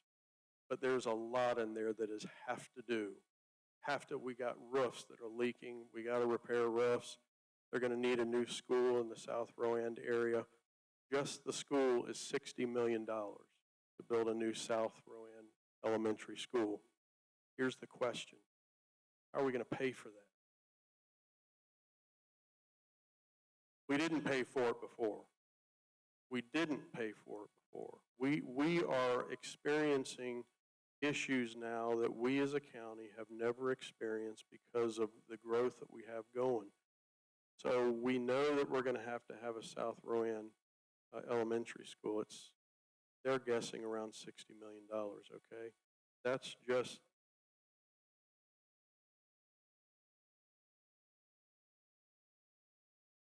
so, all right, so you raise a good question, Adam, you raise a good question. If we granted all 346 million, which we wouldn't, the new tax rate would go from 58 cents to $1.18. So even if we cut out most of that, but took the things that are a must, your tax rate would explode, and we don't want that. So Kannapolis Schools right now is adding to 2 of their schools that are in Rowan County. And we're required to share in the cost of those Kannapolis schools because we've got Rowan County students going to Kannapolis schools. This is a must. We don't have a choice on this. They need $20 million, $18 million from us to pay our portion of those 2 Kannapolis schools. Rowan Salisbury schools, it's not because we've been negligent, but we haven't had the money to do maintenance and repairs on our own school system. And they gave us a list today of $181 million in deferred maintenance that they've been putting off. When we came in 2014, we couldn't afford to put a roof on one school. And so now we're trying to figure out, how do we pay for these things we've been putting off and putting off and putting them off? They get paid for one of 2 ways or a combination of the 2. You pay for it, or we find someone else to pay for it, and that's what we're looking at.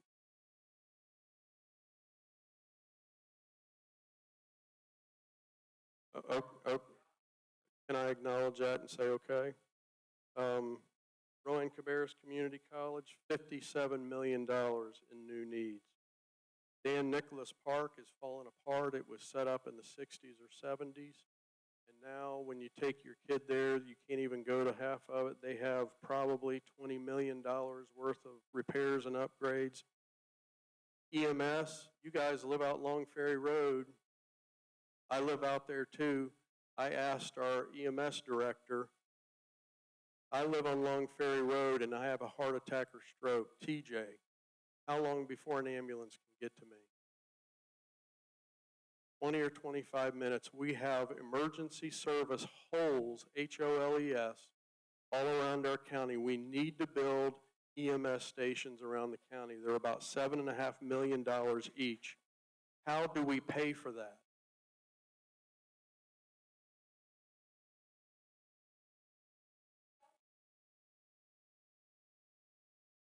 No, we're not talking about North Carolina. This is Rowan County property tax.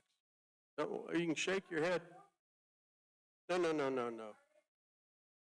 They're paid to the county. That's right. Property taxes.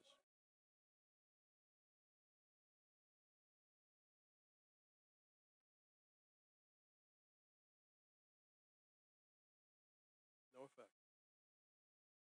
We're talking about property taxes, not income tax, 2 separate things. You can argue that to your folks. That, yeah, this is property tax, right? Property tax.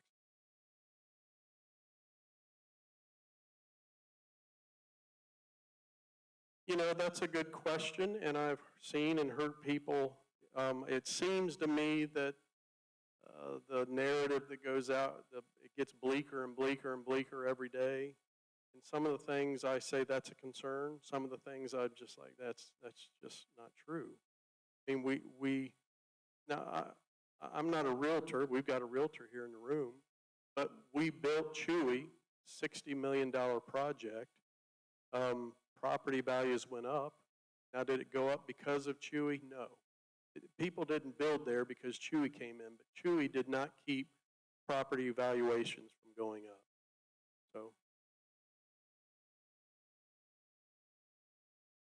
well, you say they will, but we don't know.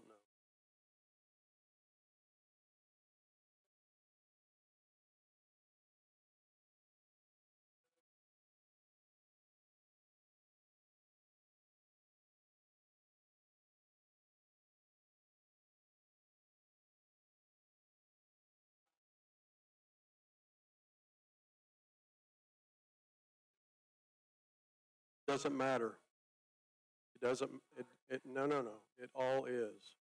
So if you owned all the buildings and you owned all the stuff in it and you lived in West Virginia, but you're leasing it to them in North Carolina, it's getting taxed right here in Rowan County.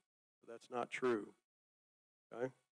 Another thing that I saw that I actually went to the person because I'm friends with them and said, hey, don't let folks look at you as disseminating incorrect information. Oh, well, another municipality may be involved in this and they could annex it. So everybody's property taxes are going to double.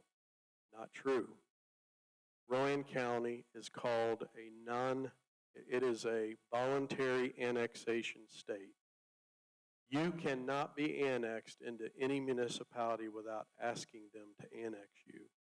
So if this project, whether it's a data center or an industrial site, if they ask Spencer or East Spencer or both to annex them in for whatever reason, if you have farmland or just or land or whatever it is, houses, mobile homes, businesses, that will not affect you whatsoever. You would have to go to those municipalities and ask to be annexed in, and I'm assuming you don't want to do that.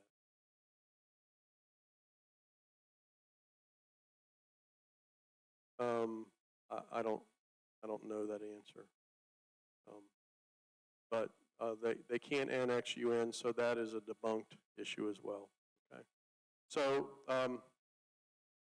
So I want to explain one more thing and I'm done. And my folks back here are probably more impatient than you have been with me. But I want you to understand our heart and what we're trying to accomplish. Regardless of this project, what we're trying to do completely in Rowan County. In 2014, when we decided to run, again, did a tremendous amount of study. And Rowan County was really suffering economically. Now, what happened? Well, I'll tell you my personal story. There was a reporter from Canada that came down and did a report on Rowan County because she said that their research department had found that during the downturn in the late 2000s, because of NAFTA and all the businesses and jobs that were being lost, Rowan County had fallen the furthest, the fastest of any community in the United States. Okay, we lost 5,000 jobs in a day, and we still hold the record in North Carolina. And so we had double-digit unemployment. Our poverty level went through the roof. And that really got me thinking about, listen, you guys probably know I'm an insurance agent. And I figured if I can sell a piece of paper, I can sell a good community. And so Jim and I came together. Jim's an insurance guy too. He had the same idea. I can sell a community if I can sell a piece of paper and a promise. And so we came in and we went to work on the economic side of Rowan County. And here's what I know. I studied all of the communities around us and counties also that were kind of our size. And what I discovered was this. Those counties had figured out how to develop the industrial side of their tax revenue income. And we had not done that.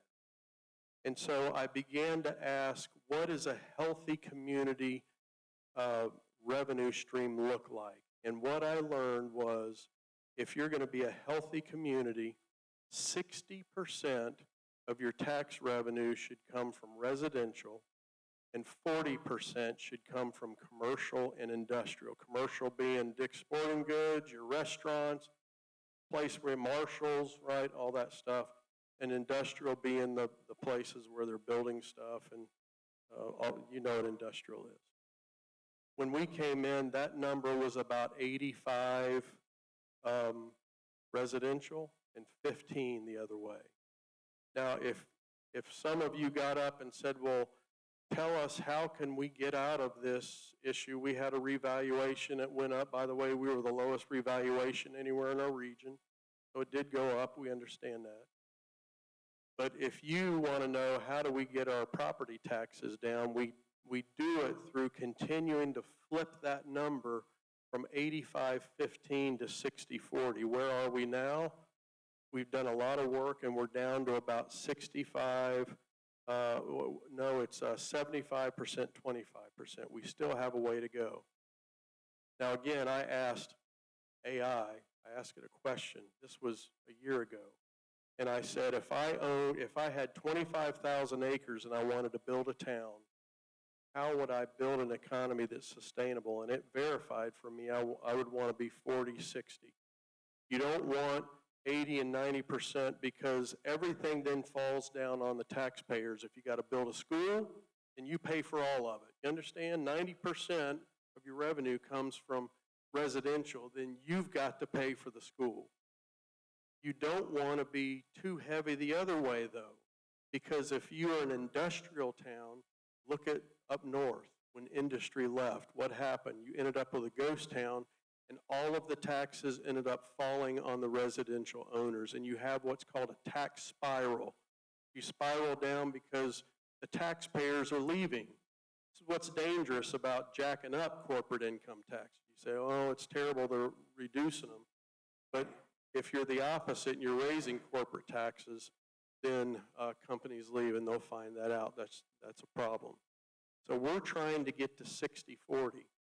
So when you wonder, what are we doing? I can tell you we're not doing it because we're getting a kickback. That is morally not who any of us are.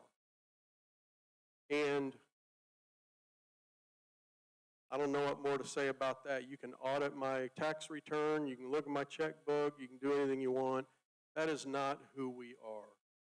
So we are trying to get the community into a better economic mix so that as we have to build schools and all that, the majority of that expense is borne on the backs of our industry and not on you. So yes, it is appealing to us, all other answers being answered, and we come up with good answers. And by the way, the county is in charge of asking for things from an industrial user or a data center. We are. So we can ask them, hey, you're coming in at 60 decibels. What can you do to get to 50 or 40? All right? We can do that.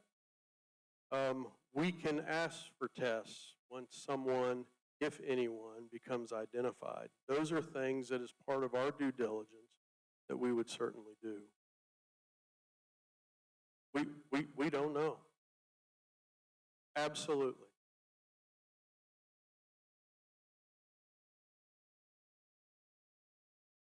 Oh, I don't mind doing that, but I would tell you that they're all different, like I began with.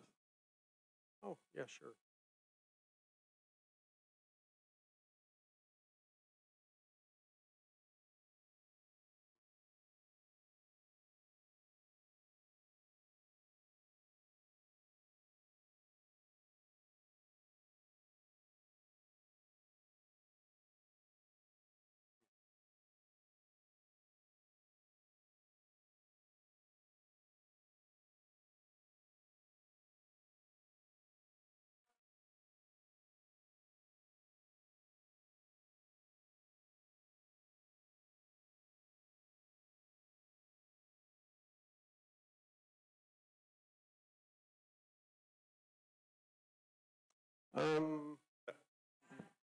That's something we would need to research.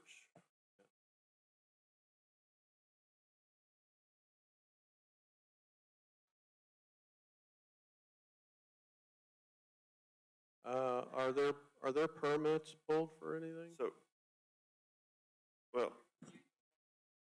Yeah, well,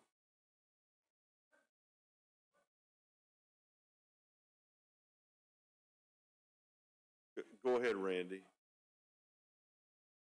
yeah, erosion control permit, yeah.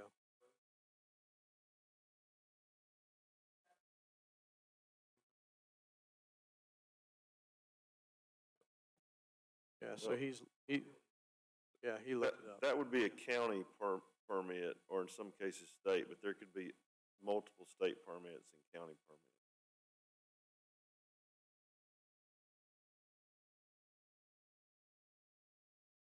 Yes.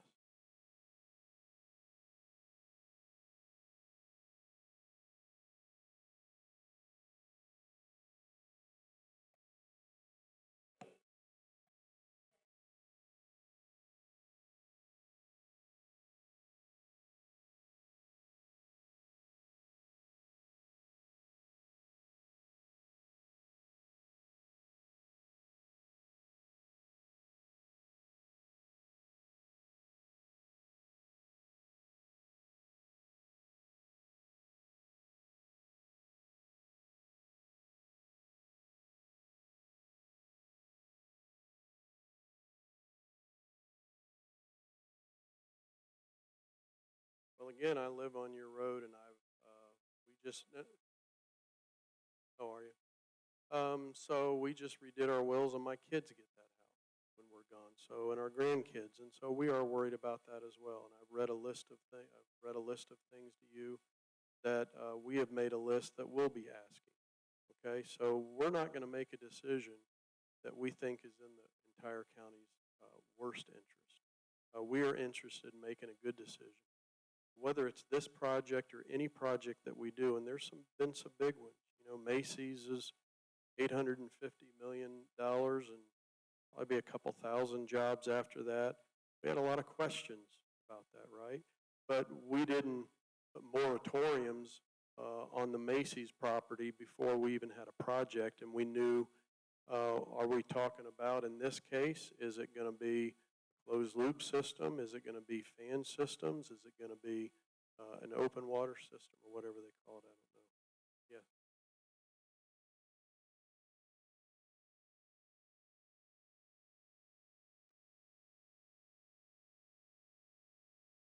Have you been into the Macy's Center?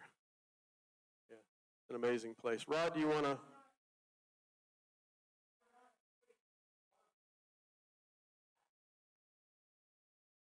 Okay. Okay, well, thank you for that.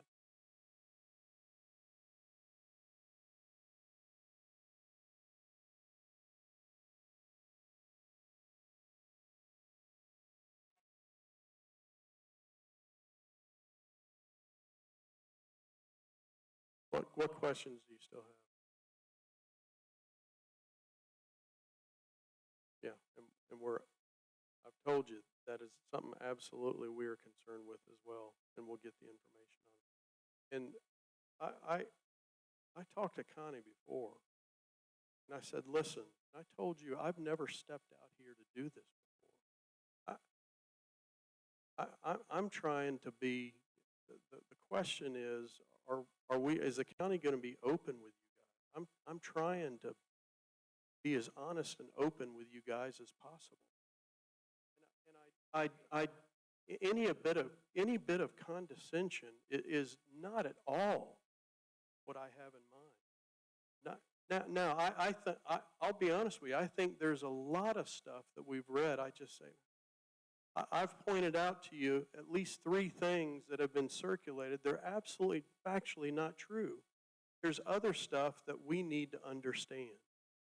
And we are on your side on that, and we will find that out. So if you've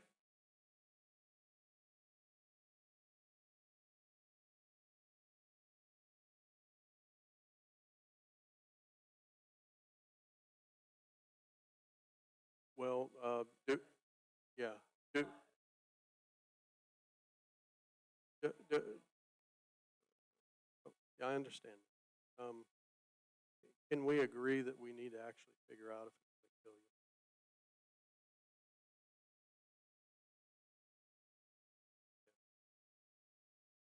you? Well, it, no.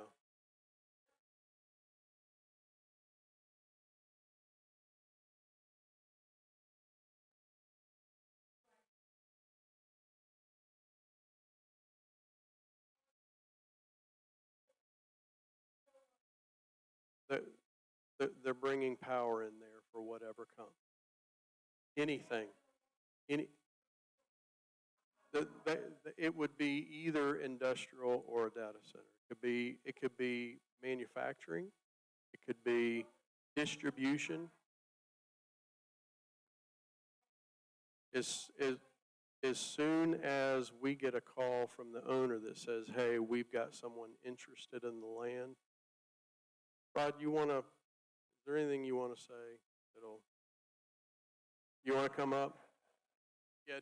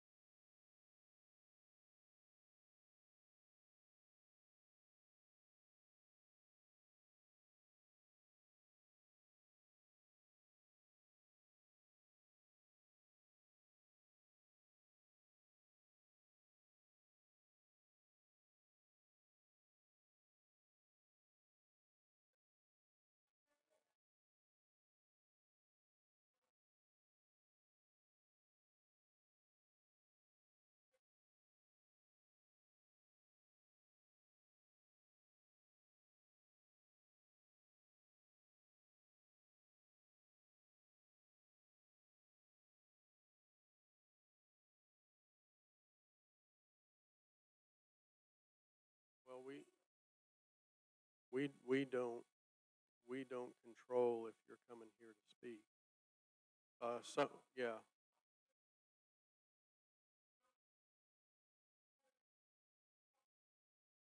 So you're not talking about tonight's meeting. Okay.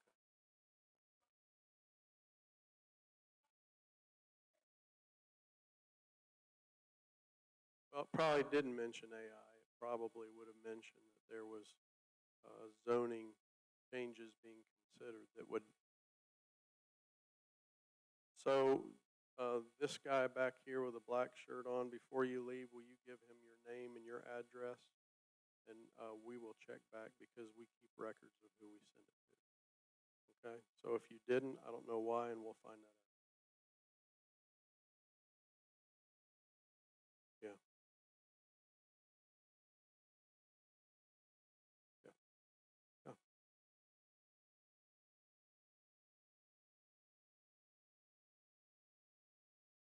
Right. Yeah. Good. Yeah, friend.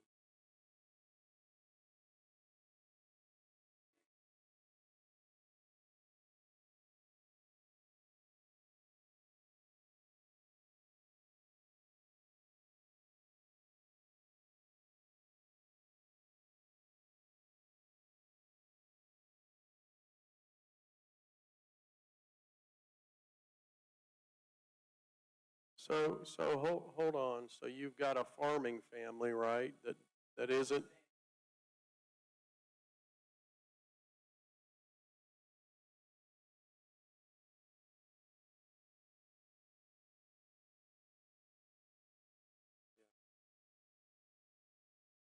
It is a challenge, yeah.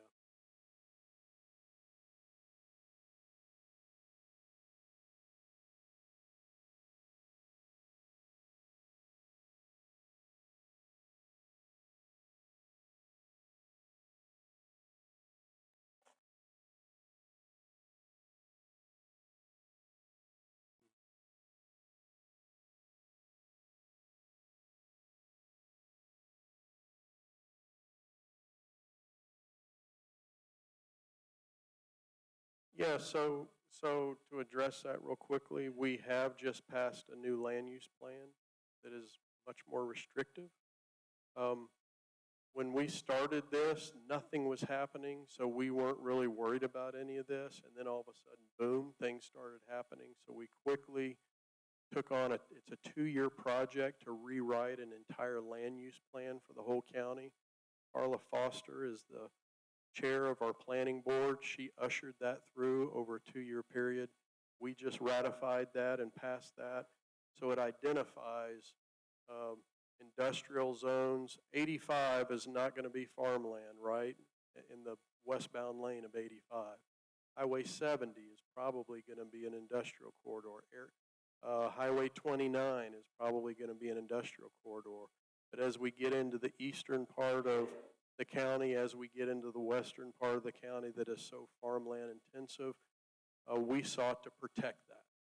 And so we are doing that. Now, the last thing on that is it still doesn't take away the landowner's right as Americans to determine whether or not they're going to keep that land or not. And so that is the real tough rub from a government perspective.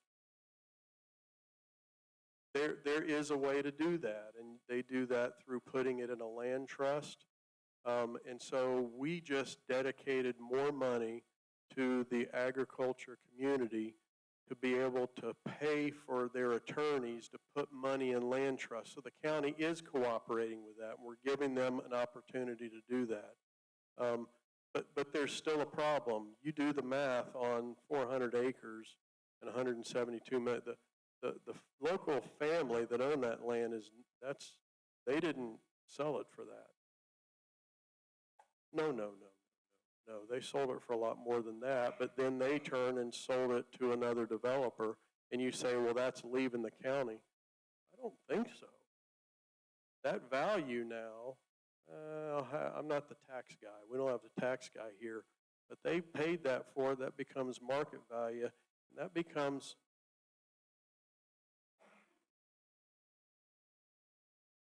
the majority of those folks live here in Rowan. A lot of those folks are here in Rowan County. Huh? They're farming? No, they're not. No, man, they're all older. You know, and that doesn't mean they can't farm, but you know, there's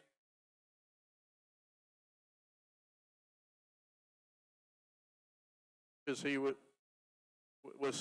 Kim Starnes, was he that?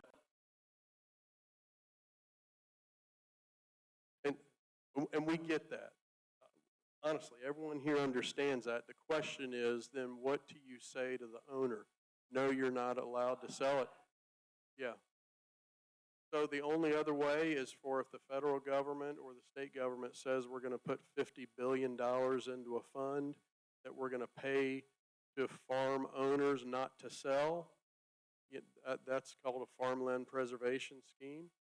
So you could do that, but that money doesn't go very far. The county could not possibly compete to be able to do that. Think about what this land sold for to the farm owner and what it sold for to the developer.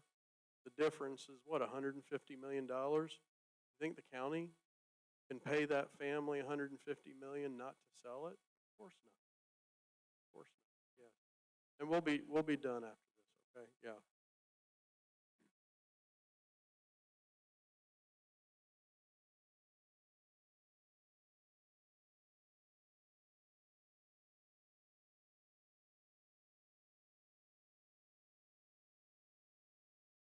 the size could be the same. Yeah, yeah.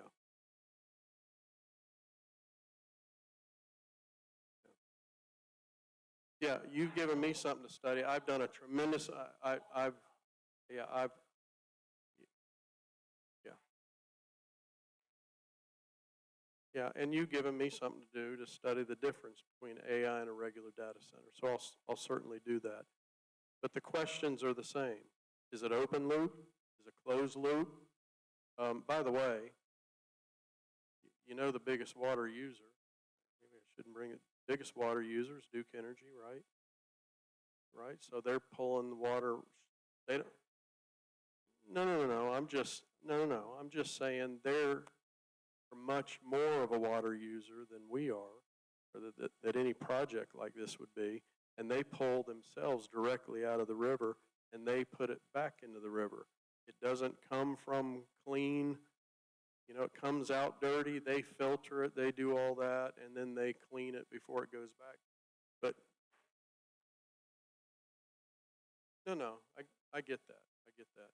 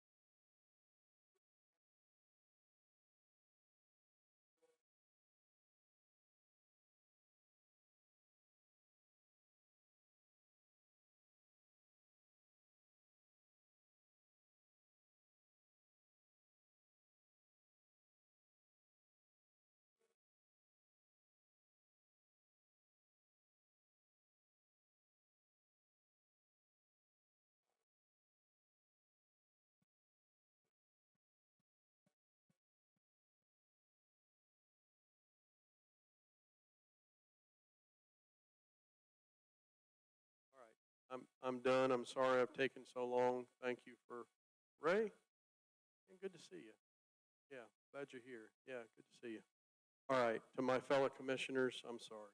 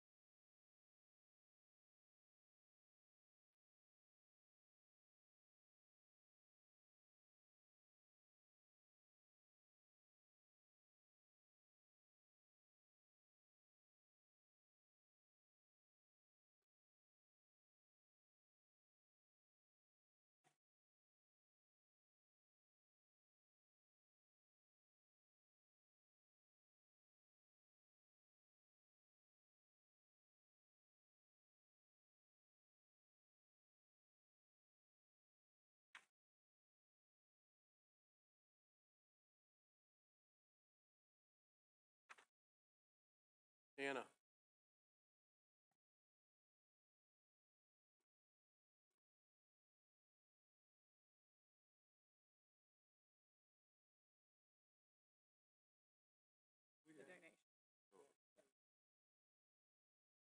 So, yes, so Animal Services received a, donation. And according to state statute, you can designate somebody to accept those, but we have not done that, so the board has to accept this donation.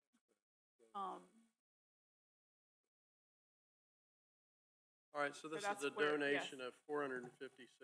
Yes. So all we need is a motion to accept it. Yes. I had a question. So moved. Oh, I'm sorry, do you have a question? Yeah, I had a question. Go ahead. So, the funds that we receive, are there, like, specific strings attached, I guess? Like what we have to use it My for, understanding is, where it no, there goes? are, it's just for animal services. So it just needs to be used at animal services for something to deal with Correct. that? Yes. That could I be for, believe that, I don't know if Maria had anything she wanted to share tonight, but I think she's working on plans for how to spend that money in future budgets. But, you know, for now, I don't know that she has a complete plan together. Yes. so it's, so, Yeah, you can come up.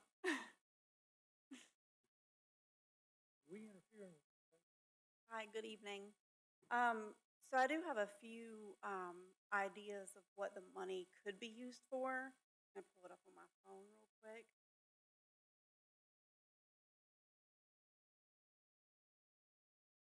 So these ideas are specifically geared toward owner pet retention at the animal shelter with the goal of keeping animals out of the shelter if at all possible.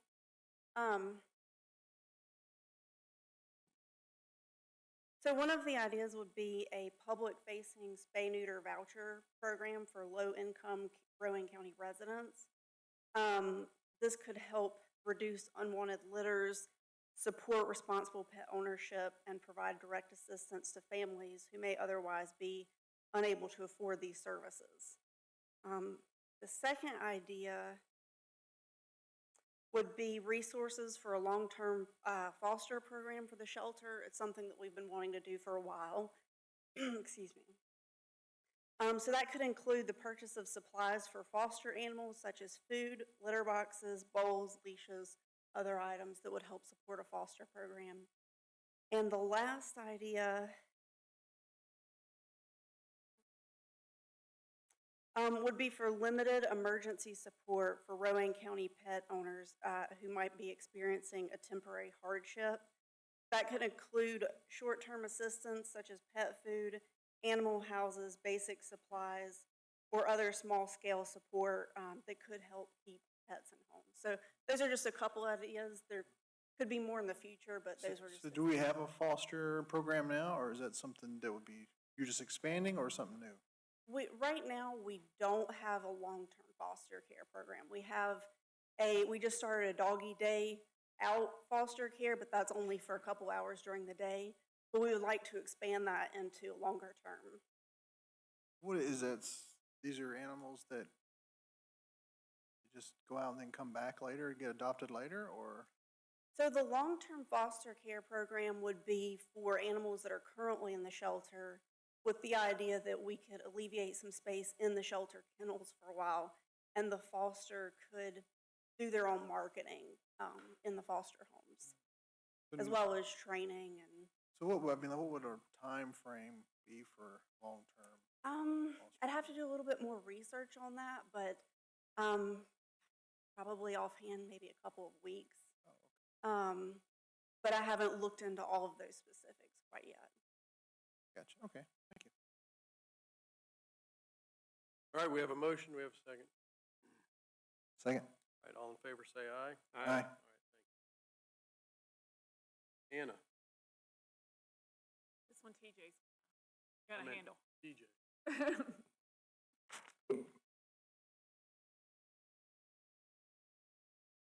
Try and keep this one quick for you. So what I'm gonna talk to you tonight about is the public safety radio system enhancements. You guys approved the subscriber side, the end user, portables, mobiles. This portion is for the overall brains of the system. We're looking to upgrade, trying to give you the quick version here. Basically, upgrade the microwave systems, which allow the transmissions to go between towers. We're also trying to create some redundancy in the system, where right now all the transmissions have to go back to the tower at Owl's Knob. One of the major improvements in this system will allow the transmissions to be in a loop And so it doesn't have to get, as long as it can get to another tower, then we don't have that single path of failure like we currently do.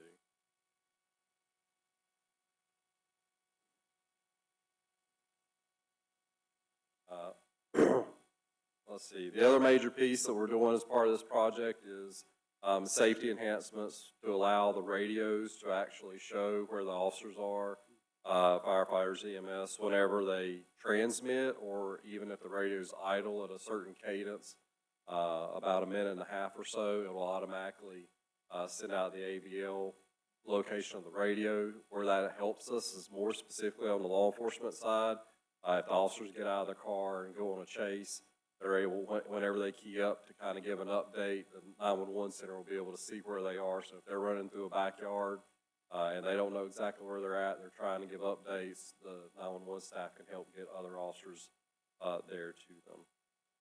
Hey, TJ, so the GPS, so I remember when we switched, where I work, we switched from analog to digital radios, and they had the GPS enabled and our batteries pretty much died, within a few hours. So most people just turned it off. Are these gonna be like a standard now that you have to have it on? Or are you gonna let people turn it off and on? Or are you gonna buy extended batteries? No, I'm not gonna let people turn it off. It's been on since we've had the radios, and we've not had any. So you don't have any issues with the batteries? No, sir. Use the 12-hour batteries or the shorter batteries? The ones we're using are like, well, I don't know, they rate them by wattage hours, and I think most of them, when you initially get them, will go a whole 20, well, on the 24-hour side, I could get a whole day out of my battery, even with the AVL turned on. I get like, if I go maybe 11 hours, they just die. I get 11 hours out of my batteries, but I have the thicker battery too, so I don't. I've got, one of the Brandon Fields of Motorola. Do you want to come up and I was just speak to curious. that real quick? I remember I was a police officer before I came to work for Motorola 12 years ago. Same thing, batteries get age on them, they don't last as long. Even now, brand new batteries, they'll die, sit on the shelf, but I didn't. So with the technology nowadays, our new radios now, we're running LTE and G. We're still getting 12. Oh, okay. Good. Yeah, I didn't know if we just, we need to add new batteries to buy new batteries or not. Well, I'm all in favor of it, but. yeah, well, and we actually bought 2 batteries for every radio when we initially bought them, just in case, because we had heard some of the same stuff originally, but we're not seeing that. Like I said, they're turned on now. The AVL's turned on now.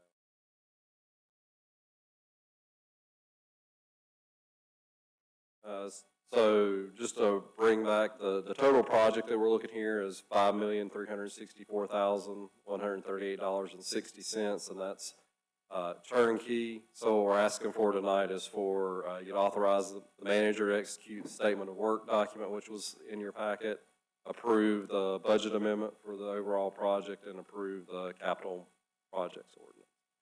So, I'm just gonna speak on the budget amendment. So the budget amendment that was included, pulls the money that we had funded for, because we were gonna initially do this as debt. So we're pulling that debt payment. We're also pulling the debt payment that we had originally budgeted in this year's budget to cover the EMS station, because that's not gonna get completed this year. And so then it left a gap, I believe it's $2.3 million that needed to come from fund balance to complete this project from what we had in our budget. 5.36.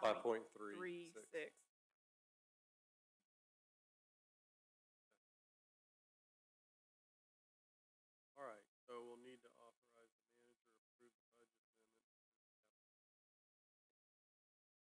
All right, then I'll make a motion that we authorize the county manager to execute the work. Statement of work. Statement of work document. Make that motion. Second, I have a question. Yep. So the payment funds you're pulling for the EMS station, that's just 1 year. It was just 1 year of budget. So it'll be back in the budget for next year. Yes. favor say aye. Aye. All right, then we need to approve the budget amendment. Motion to approve the budget amendment. Second. All in favor say aye. Aye. And then, finally, to approve the capital project ordinance. Second. Second. Favor say aye. Aye. Thank you.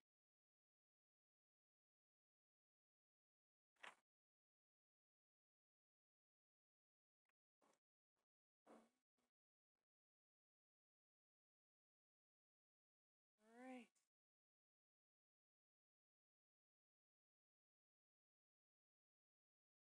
Never know where to go full screen. It's gonna go like this as long as you guys can see it. Okay, so, our cumulative expenditures through February are up $6.8 million over last year's cumulative through February, or 5.34%.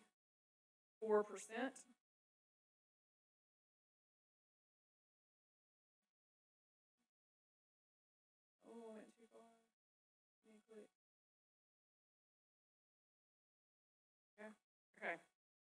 Cumulative revenues, we were up 2.1 over last year through February.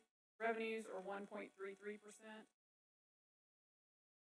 And we discussed, we had some discussion last time about how that gap was gonna close up because of some one-time things that happened in 2025.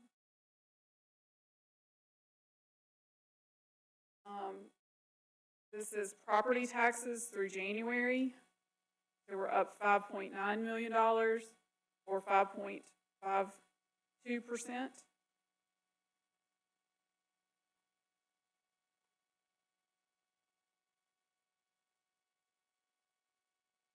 Cumulative sales tax, this is through November. So this is, our morning discussion was about leaving sales tax flat. We only have numbers through November at this point in time, so it's very hard to predict where we're going to be at in June. So that's, part of the reason why you have to kind of give it a little more time to see where we're at. But through November, we were up $451,000 over the previous year, or 2.48%. And for the month of November, we were slightly down $23,000. So the purple line is 2026. So you can see, we're up a little bit, we're down, we're back up. I do believe the December numbers just came out this week, or the preliminary December numbers. So I don't have the buckets to be able to tell you exactly, but I believe it's going to be a little bit up over the previous December numbers. So that's all of those. But yeah, sales tax is it's a tough one. All right.